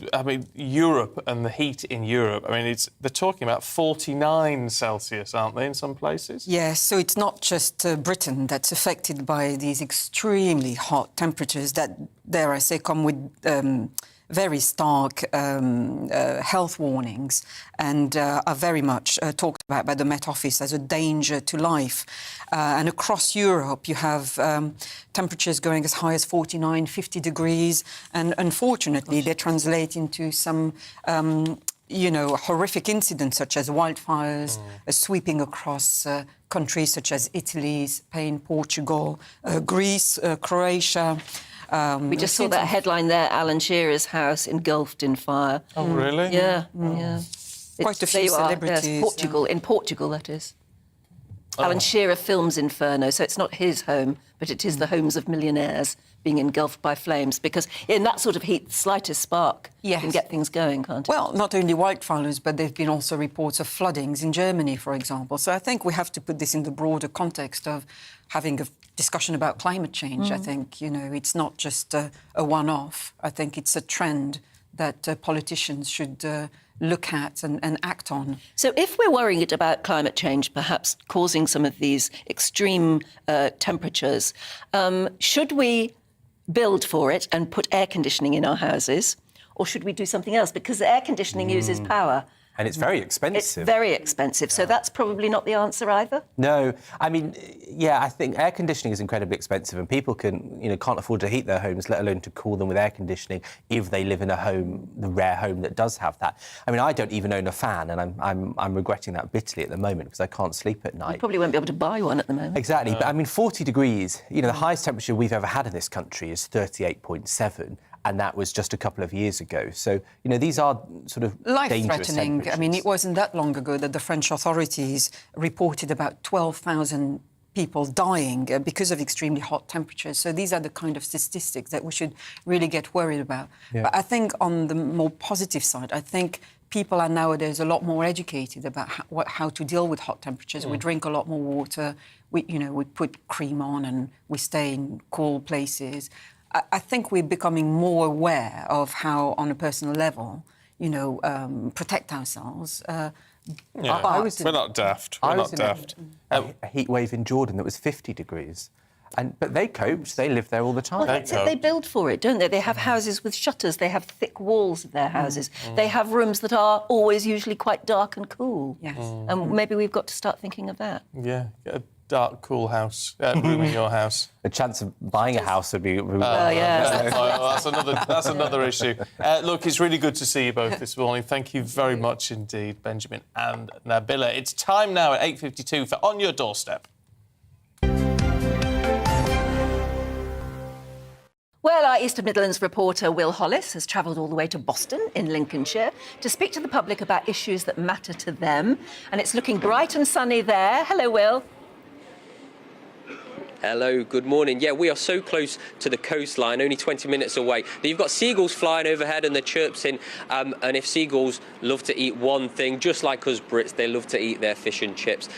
I've heard that the best place to get fish and chips here in Boston is one place and one place only. Tate's Fish and Chips, traditional fish and chips. It's been going for donkey's years.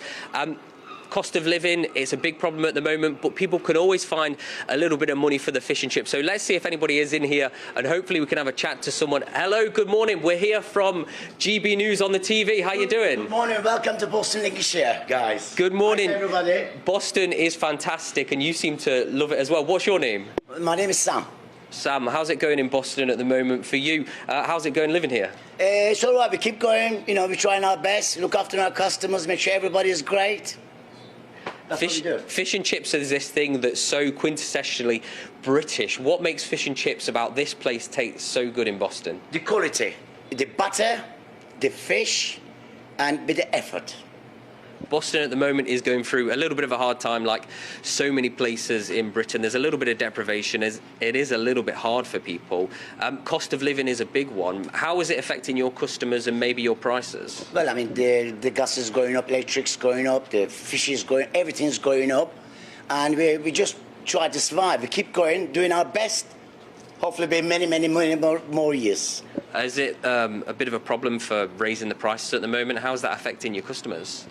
Well, I mean, with the COVID and all, now people scared to come to restaurants and stuff like that. Like, things not like used to be anymore. And we just keep going. Look always on the bright side. You do seem incredibly cheerful for Boston. A lot of people, maybe they're not quite as cheerful as you. How do you stay so cheerful at the moment? Well, good living, good sleep, and keep going. Never give up. One of the things that we're talking about at the moment on GB News and everywhere is we're going to have a new Prime Minister in the near future. People around here, they did vote for Brexit. They do quite like Boris Johnson. Are you a bit of a Boris Johnson fan? Well, I mean, it's a hard work. Being Prime Minister is really hard work. And they try their best, and good luck to them all. But that's why I can't say anymore, We're going to have a new Prime Minister in the near future. If they were lucky enough to come to Tate's Fish and Chips, what would it be that you'd serve them? Well, if he comes in, I will do my fish and chips, mushy peas, bread and butter, and cup of tea.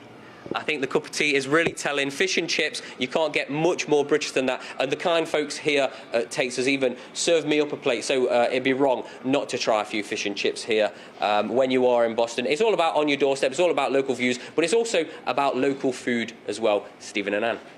Lovely stuff, Will. Thank you. I tell you what, I'd go and get a bag of chips and mushy peas from Sam there. Yeah, I definitely would. Lots of salt and vinegar. Yes. Lovely. Get us a bag, send them down, Will. They'd be a bit soggy by the time I think they got to us. Oh, I don't Stop us care. going out and buying some, though. My grandparents owned a chippy. Queen Street Chippy in Really? Dalton Furness a long time ago now. Excellent. But yeah, they got rid of it long before I was born. But yeah, they ran a chippy.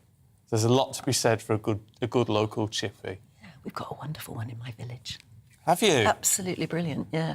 People come from far and wide. Do they? Oh, yes, they do. When's the treat night? Do you have a regular treat night for a chippy? No, it's when I get hungry.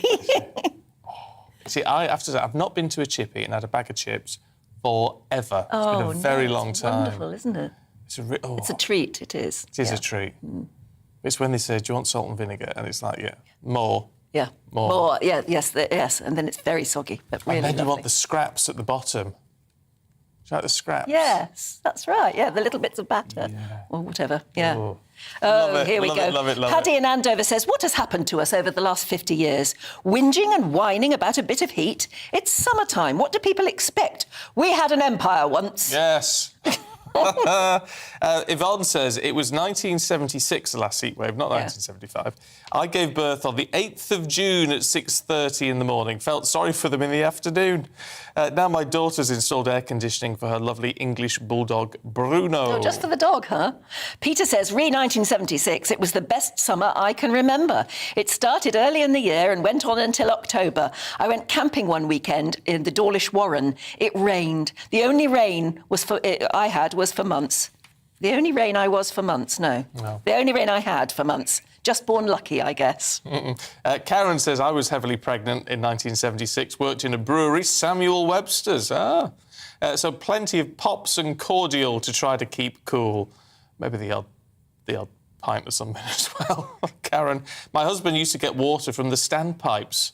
I remember that's when they brought the standpipes out. Yeah, mate. that hasn't happened yet. OK, look, don't go anywhere. We've got lots coming up for you, including a bit of showbiz with our Stephanie. That's in the next couple of minutes.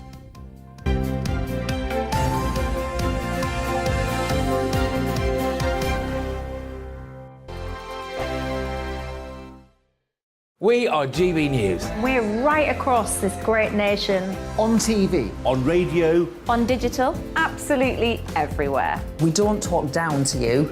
We embrace all voices with honest and civilised conversation. We are not part of the establishment. We're one of you. And we're only getting started. Join us on GB News, The People's Channel. Britain's news channel.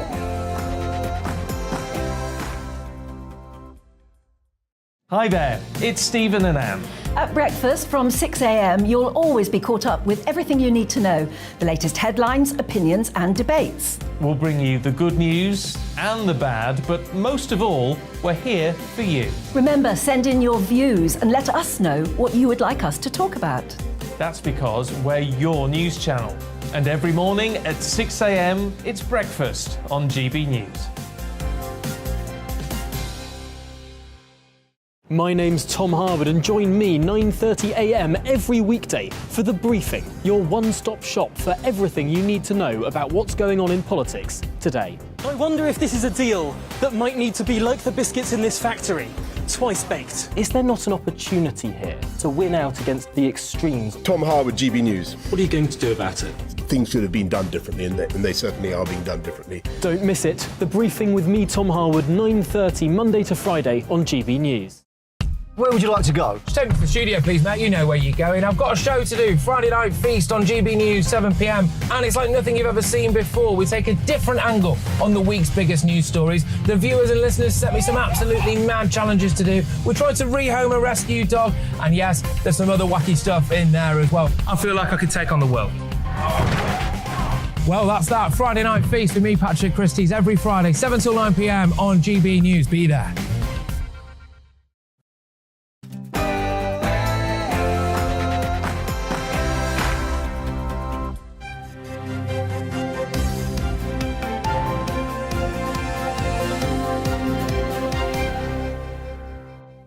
More misery for rail passengers across the UK. More strikes have been announced by the RMT in a row over jobs, pay and conditions. Good morning. It's 9 o'clock on Friday, the 15th of July. This is Breakfast on GB News with Stephen and Anne. And you don't have to miss a thing today. We're live across the whole of the UK on your TV, your radio and online, which means you can take us out and about with you, whatever you're up to today. These are the headlines. In an announcement, the Rail, Maritime and Transport Union said workers will walk out on the 18th and 20th of August, got hiccups. This will be in addition to a 24-hour strike by union members on the 27th of July. Conservative MPs continue to fight for their prospective candidates, with round two seeing the exit of Suella Braverman. We'll tell you everything you need to know about the race to be Prime Minister. Former President of the US, Donald Trump, has paid tribute to his first wife, Ivana Trump, who has died at the age of 73 in New York. Mr. Trump said she was a wonderful, beautiful and amazing woman who led a great and inspirational life. Town residents and late-night travellers in Suffolk have been struggling to find a cab recently. Local taxi drivers say more and more colleagues are quitting their jobs. Many people in the 60-plus age group, they are saying, you know, when they come to renew their licence, they're not going to bother anymore. And there are no young people coming in. And that's really where the problem is. If somebody came to me now and said, oh, I want to start up as a taxi driver, I'd say, don't bother. Well, we'll be finding out why a bit later on, why they're feeling that way. As ever, you can join in any of our discussions by emailing gbviews at gbnews.uk, or you can tweet us at gbnews.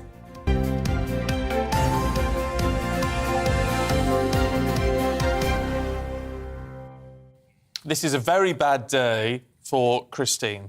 Why? I've got to say, sorry, Christine. She's emailed in, I bet my house that you will not read out this email. Oh, yeah. Sorry, Christine. I don't know why you're all going on about who's going to be the next Tory leader, because whoever they put in, it just gives the Reform Party more votes at the next election. We can't please everybody, I suppose. No. Some people are accusing us of being right-wing, others actually not so. No, that's Paula. Said, I disagree with the viewer. That was Susan, who said GB News support right-wing views. I've watched Breakfast since day one. I also get cross when you have Labour MPs on. I think you have plenty of mixed views. I've told all my family to put GB News on. Well, we do try and... I mean, Susan's... Yeah. She's right to raise the point if she's not happy. But, you know, we do try and reflect all views, whatever they are. Lisa says, I thought there were 5 candidates still in the race. Why is Tom Tugendhat not getting any mention in your discussions? If the Conservatives want to remain in power, they need to listen to the voters. Tom has given some excellent interviews. He has real-life experience from serving his country in the armed forces. He would see a job through to the finish and would pay attention to detail. Please give him a fair chance. Yes, he voted Remain, but so did Liz Truss. Well, keep your thoughts coming through on all that one. Also, how you're dealing with the weather, particularly for your pets. Celtic, or Celtic, says, my Heidi has her own way to keep cool. That's Heidi, the beautiful black and white cat sat by the window. Just sitting by the window. Beautiful. What a gorgeous girl she is. And then we had an email from Teddy the dog. He said, oh he's so very gorgeous. sweet. He's one of those little fluffy chaps. He says, I'm Teddy and I keep cool by wearing a wet flannel around my neck. Oh, that's what he's doing. Lovely. I and my pet... That's my owner. She thinks she's in charge, but she's not. We love your news channel. And Barry says, this is Seve, my Cocker Spaniel. Oh, it's a beautiful thing. They're sat in a pool. Oh. He's in his favourite place in the pool as it gets hotter. Yeah, that's a sensible dog. Unlike mine, who just won't go near the paddling pool at all. Mark says, hi, attached is a picture of our 10-year-old chocolate lab called Meg, who's cooling down in front of a fan that was specifically bought for her. Unsure at first, she now responds to the word fan and stares pointedly at it until you turn it on. Beautiful. Oh, how funny. She knows Beautiful. what she wants. Oh, yeah. We're a nation of animal lovers, that's what. Kim, one final one from Kim. She says, in 1976, I keep my horses cool by hosing them down. Rabbits have been brought into the house, or you can freeze 2-litre bottles of water and put them in the hutch.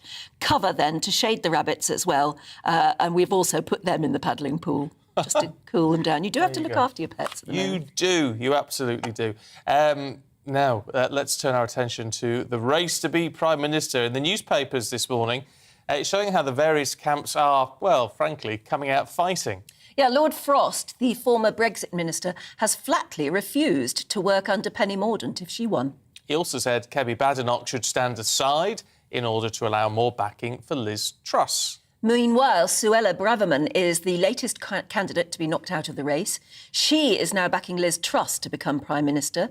Round 2 results now look like this. Yeah, Rishi Sunak got 101 votes yesterday, Penny Mordaunt 83, Liz Truss 64, Kemi Badenoch 49, Tom Tugendhat is on 32.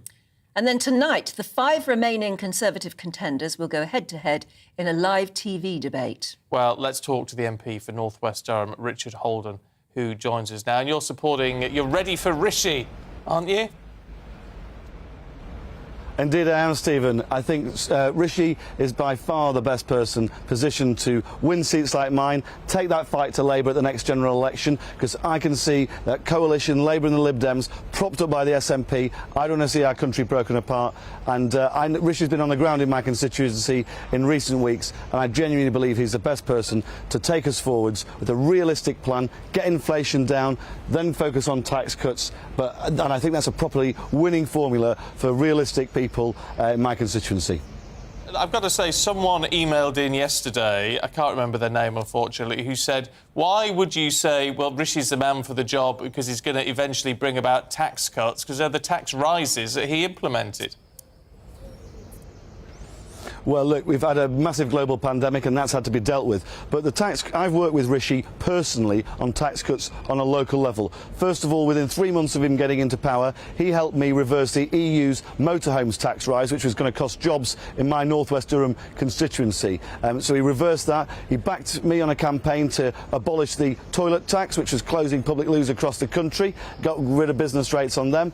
And thirdly, I've been campaigning with over 100 other Conservative MPs to see a cut in duty on draft beer. He's also delivered that as well. So those are 3 for starters. But on the big stuff, when it came down to it, and what we've seen recently, those price spikes caused by Russia's invasion of Ukraine, he immediately went to cut fuel duty. And that big tax cut we've seen recently in the last couple of months is raising the national insurance threshold for working people in places like North West Durham, which means that anybody, any individual earning under 36 grand a year, which is a majority of people in constituencies like mine, will be seeing £300 tax cut this year. So that's a massive improvement for people and a real help on the ground.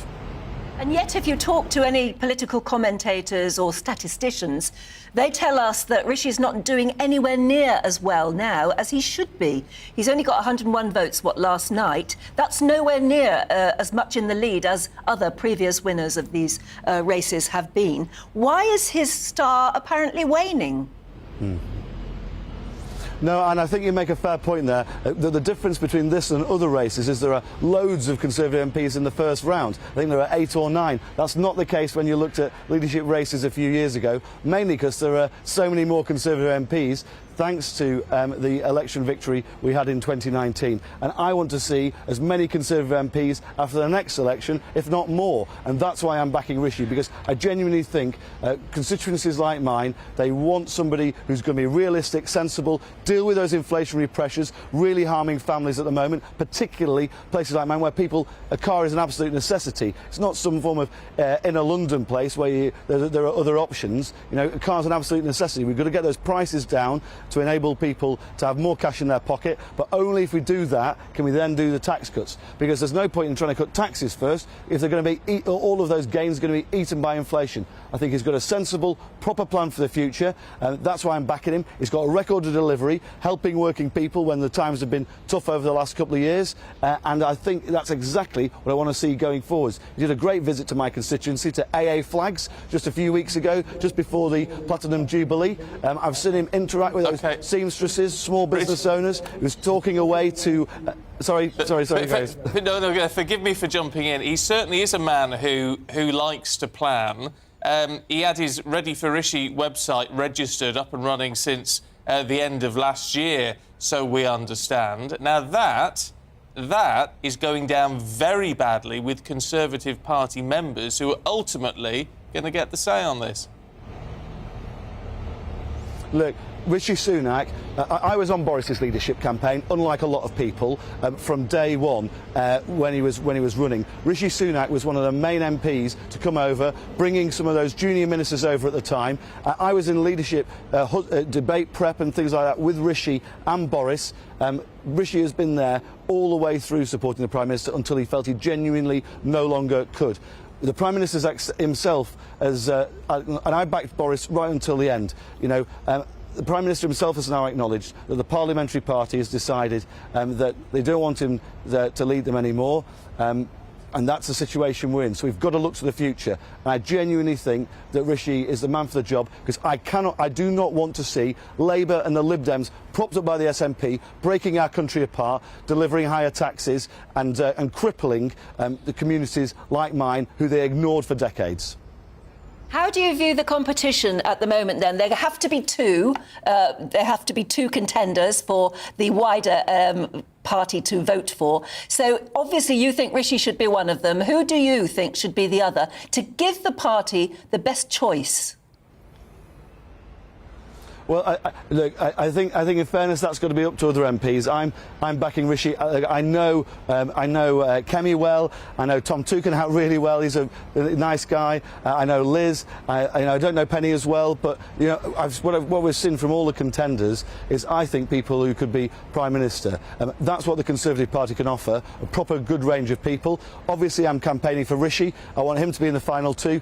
It's up to my other colleagues to decide who that other place candidate is. But I'm sure that will shake out over the next few days. And then, actually, I think what the really important thing is, we're going to have a month plus round the country speaking to Conservative members on the ground so that they can get a proper choice of these two candidates. Because I think Rishi is quite well known in the country. I think the others aren't perhaps as well known. And so that month-long campaign then will really help to give people a proper idea and a proper choice of who they want to see as our next Prime Minister. And I hope they go for Rishi, because I genuinely think he's best to deliver a big Conservative majority again, stop Labour and the Lib Dems propped up by the SNP, and help seats like mine remain blue.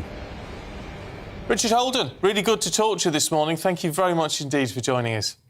Yeah, we certainly get the enthusiasm. You know what? I've never come across him before. No, quite fiery. He's a fiery little chatty MP. I like that. Yeah, I do. Nice, Lance in Devon says the diversity of the leadership contenders put Labour to shame. Not only have the Tories had two women prime ministers, they have a black woman, an Asian man and three women in the running for leader. Meanwhile, Labour is the only party to never have anything other than a white man leading them. Hypocrites extraordinaire.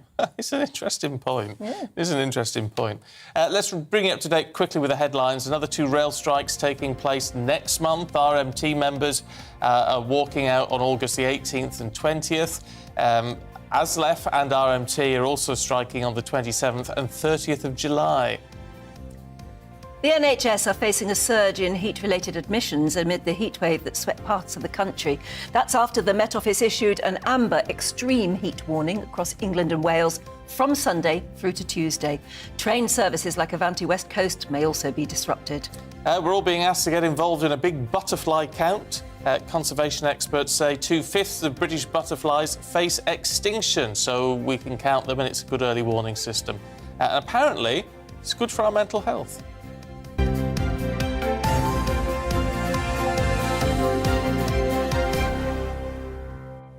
Social butterflies, Stephanie Tetchy, of course. Yes. Boom. Nice segue. I'm here all weekend. I love it. Morning. Well, we're starting off with some pretty sort of sad news about Ivana Trump. Yeah, the news came out last night that unfortunately she passed away. The story is developing, but so far we know that she died from a cardiac arrest, which is said to have been caused by her falling down her stairs in her home in New York, in Manhattan. Donald Trump broke the news on his social platform, Truth Social. He paid tribute to her and said that she was quite an inspirational person and lovely woman. She leaves behind her three children, Donald Jr., Eric and Ivanka Trump, who have all said they're heartbroken because... And she also leaves her mother. 95-year-old mother who she lived with, so my heart goes out to her because... That's awful. Yeah, I can't imagine how she must be feeling. And to be honest, like, Ivana was still in tip-top shape. She was preparing to go on a 1-month trip to Saint-Tropez. She was due to get her hair done. So this, I think, has come to quite as a shock to both her family and children and to the world in general because she was such a character. Yes. Talking about people who are characters and very well known globally, Prince Andrew, that awful, infamous interview. Then how on about turning it into a movie? Guys, there's nothing that's not been turned into a movie these days. It's like anything that's scandalous or anyone who's been involved in scandal, be prepared for it to be brought to the big screen. And that is what's happening with his interview with... Emily Maitalis. So the producer on the show, Newsnight, Sam McAllister, she's written a book called Scoops, which delves into all of the big, high-profile BBC interviews. And now the rights has been bought for the book, and they're going to be highlighting Prince Andrew's interview with Emily. And rumour has it they're looking for Hugh Grant to play Prince Andrew. Yeah, he's denied it. Has he? Yeah, oh. yeah. But they're also, I mean, they're talking, they just fling names. Yeah. I thought Hugh Grant would have been good, actually. There's just something that's they remind me of each other, but yeah. Hugh will be delighted by that. He was a brilliant Jeremy Thorpe. He was. I thought that was a really good series. So that will be coming to the big screen. I do feel sorry for Prince Andrew because he's been wanting to put this situation to bed for quite a while now. So unfortunately, that interview wasn't the way to do it. No, it was a car crash, and I'm sure it might be a car crash on the big screen as well. Looks like Tell us about Dolly Parton and I know you were talking about giving your dogs ice cream, but now Dolly has trademarked the name Doggy Parton. Doggy Parton. Doggy Parton, yeah. Because she's set to bring out a brand full of furniture, scarves, hats for dogs, which is set to come out later this year. Oh, that will go down so well with people. That is going to be great, seeing all these dogs who are going to be looking like Dolly Parton. Wigs. You can just imagine. I don't know what Dolly it is. wigs. What is it about Dolly Parton? I adore the woman. Yeah. Oh. She's got such character. Yeah, she can't do no wrong in my She tells it like it is. And she just brings this joy. She's always happy, always glamorous. So I think the dogs are going to love their Dolly makeover. That's one woman. Have you ever met her? I'd love to either interview or preferably... Have you gone to any of her concerts? I don't feel like she comes to London often. I know she came last year, I think. I have. I've got a whole load of people that I have to check with Nick. You've gone through the Rolodex. I have to check with Nick Owen as to whether we've met them or not. Because whenever you didn't have mobile phones and technology. No, that's like me. I think I have met her, but anyway, I have to go through my pictures to remember who I've met. But no. Exactly. Get your dog a Dolly makeover. Oh, yes.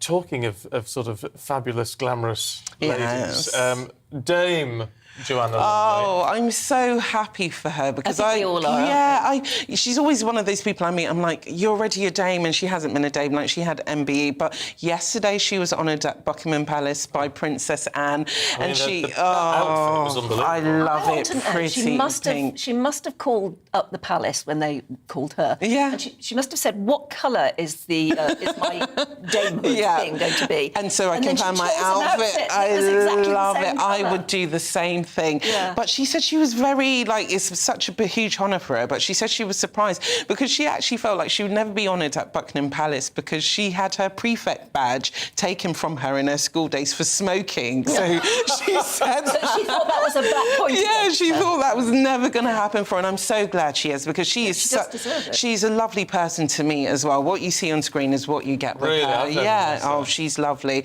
And she was honoured for her services to drama, entertainment and the Gurkhas. Charitable. Amazing, incredible woman, so it's well deserved. I remember from Donkey's, it's a very vague memory, but a show called Sapphire and Steel. That's right, yes. Oh, what was that? Oh, it was like the 70s or early 80s or something. And she was Purdy in the Avengers as well. Oh. A very, very stylish little sort of... was it the bowl cut? Yeah. It was called the Purdy cut, and everybody I went to school with had the Purdy cut. The Purdy cut. So she's been around for a long time. I love about her. Time she was on it. Yeah, no, definitely. Good for her. That might be you one day, Anne. I can see you being Dame Anne Diamond. Oh, I can too, Baroness.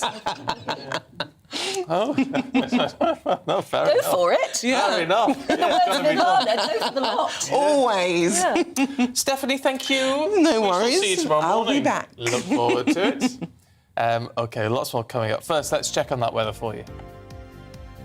Hello, a very good morning to you. I'm Aidan McGivern from the Met Office. Early rain for some this morning. Showers then follow for northern England and Scotland, but warm sunny spells are expected elsewhere. And it will turn sunnier through the weekend with increasing temperatures, a substantial rise in those temperatures by Monday and Tuesday. High pressure is building in, but just ahead of that high as it advances from the west, an area of cloud and some outbreaks of rain for parts of Scotland and northern England first thing. The rain quickly clearing Northern Ireland, 1 or 2 showers here, but it takes some time for northern parts of England and Scotland. 1 or 2 showers for mid-Wales, but otherwise plenty of sunny spells for southern England and increasingly Northern Ireland, western Scotland by the end of the afternoon. So a warmer day to come for Northern Ireland and still warm in the south, mid to high 20s in places, but on the cool side where we've got the cloud and those showers for Scotland and northern England, high 20s, or high teens I should say, at their highest. But through the evening, the showers quickly die away, and then tonight looks like a clear night for most. The one exception, northwest Scotland, where there will be some thicker cloud and outbreaks of rain returning. Despite the clear skies elsewhere, actually it's a warmer night, I think, particularly in the south, 14 to 16 Celsius by dawn tomorrow. Nevertheless, with that area of high pressure building across the country, tomorrow morning looks glorious across much of the UK. Sunny skies away from the far north of Scotland, where there will still be some cloud and outbreaks of rain, particularly during the morning. That pushes into the Northern Isles by the afternoon. And with the increased sunshine, it will be warmer. Low 20s widely, 22 for Belfast, 27 for Cardiff, 25 for London. Even higher temperatures are expected during Sunday and more especially Monday and Tuesday. Widespread sunny skies, but the kinds of temperatures we rarely, if ever, experience in the UK.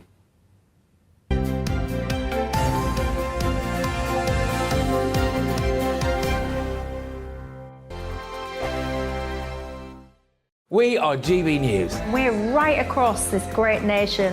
On TV. On radio. On digital. Absolutely everywhere. We don't talk down to you. We embrace all voices with honest and civilised conversation. We are not part of the establishment. We're one of you. And we're only getting started. Join us on GB News, The People's Channel. Britain's news channel.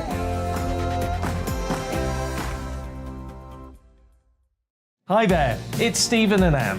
At breakfast from 6 a.m, you'll always be caught up with everything you need to know, the latest headlines, opinions and debates. We'll bring you the good news and the bad, but most of all, we're here for you. Remember, send in your views and let us know what you would like us to talk about. That's because we're your news channel. And every morning at 6 a.m, it's breakfast on GB News. My name's Tom Harwood and join me 9:30 a.m. every weekday for The Briefing, your one-stop shop for everything you need to know about what's going on in politics today. I wonder if this is a deal that might need to be like the biscuits in this factory, twice baked. Is there not an opportunity here to win out against the extremes? Tom Harwood, GB News. What are you going to do about it? Things should have been done differently, and they certainly are being done differently. Don't miss it. The Briefing with me, Tom Harwood, 9:30 Monday to Friday on GB News. Where would you like to go? Just take me to the studio, please, mate. You know where you're going. I've got a show to do. Friday Night Feast on GB News, 7 p.m. And it's like nothing you've ever seen before. We take a different angle on the week's biggest news stories. The viewers and listeners set me some absolutely mad challenges to do. We tried to rehome a rescue dog. And yes, there's some other wacky stuff in there as well. I feel like I could take on the world. Well, that's that. Friday Night Feast with me, Patrick Christie's, every Friday, 7 till 9 p.m. on GB News. Be there.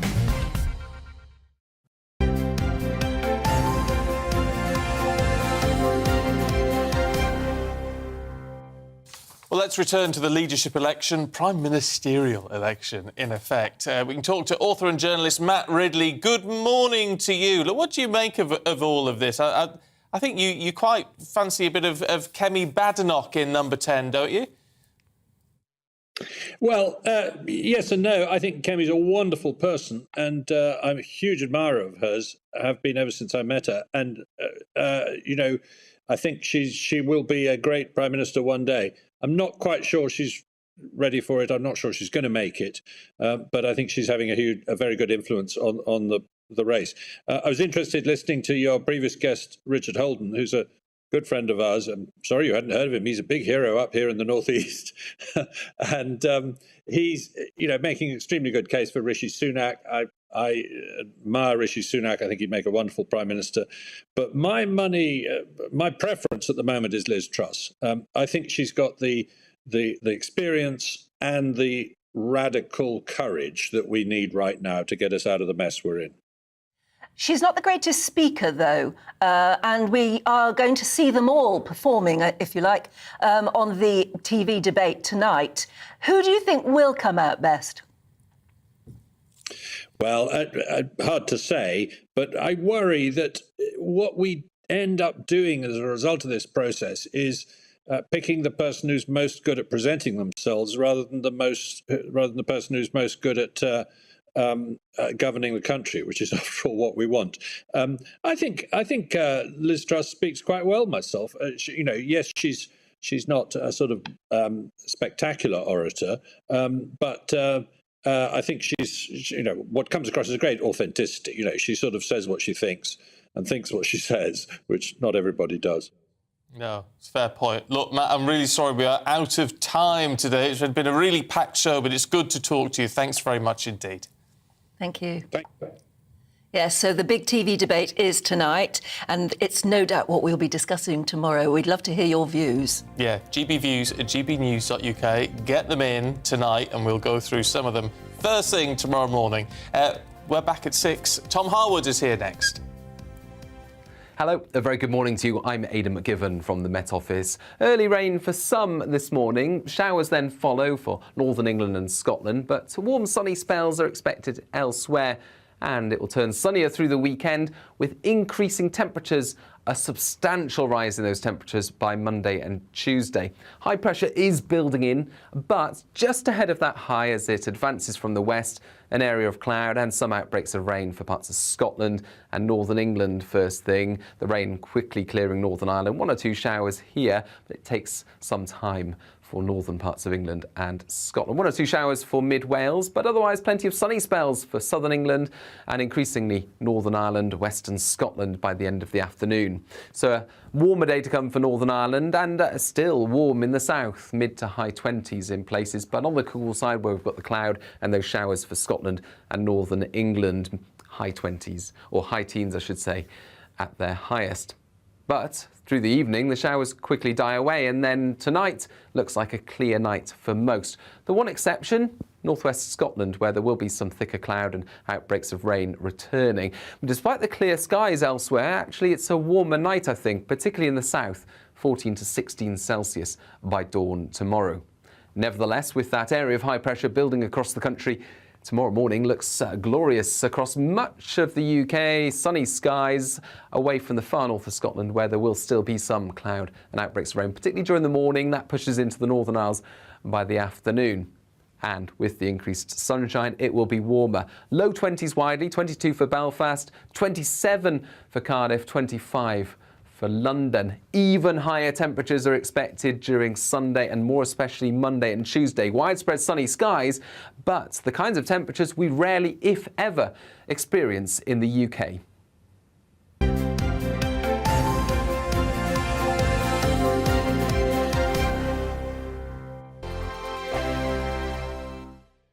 We are GB News. We're right across this great nation. On TV. On radio. On digital. Absolutely everywhere. We don't talk down to you. We embrace all voices with honest and civilised conversation. We are not part of the establishment. We're one of you. And we're only getting started. Join us on GB News, The People's Channel. Britain's news channel.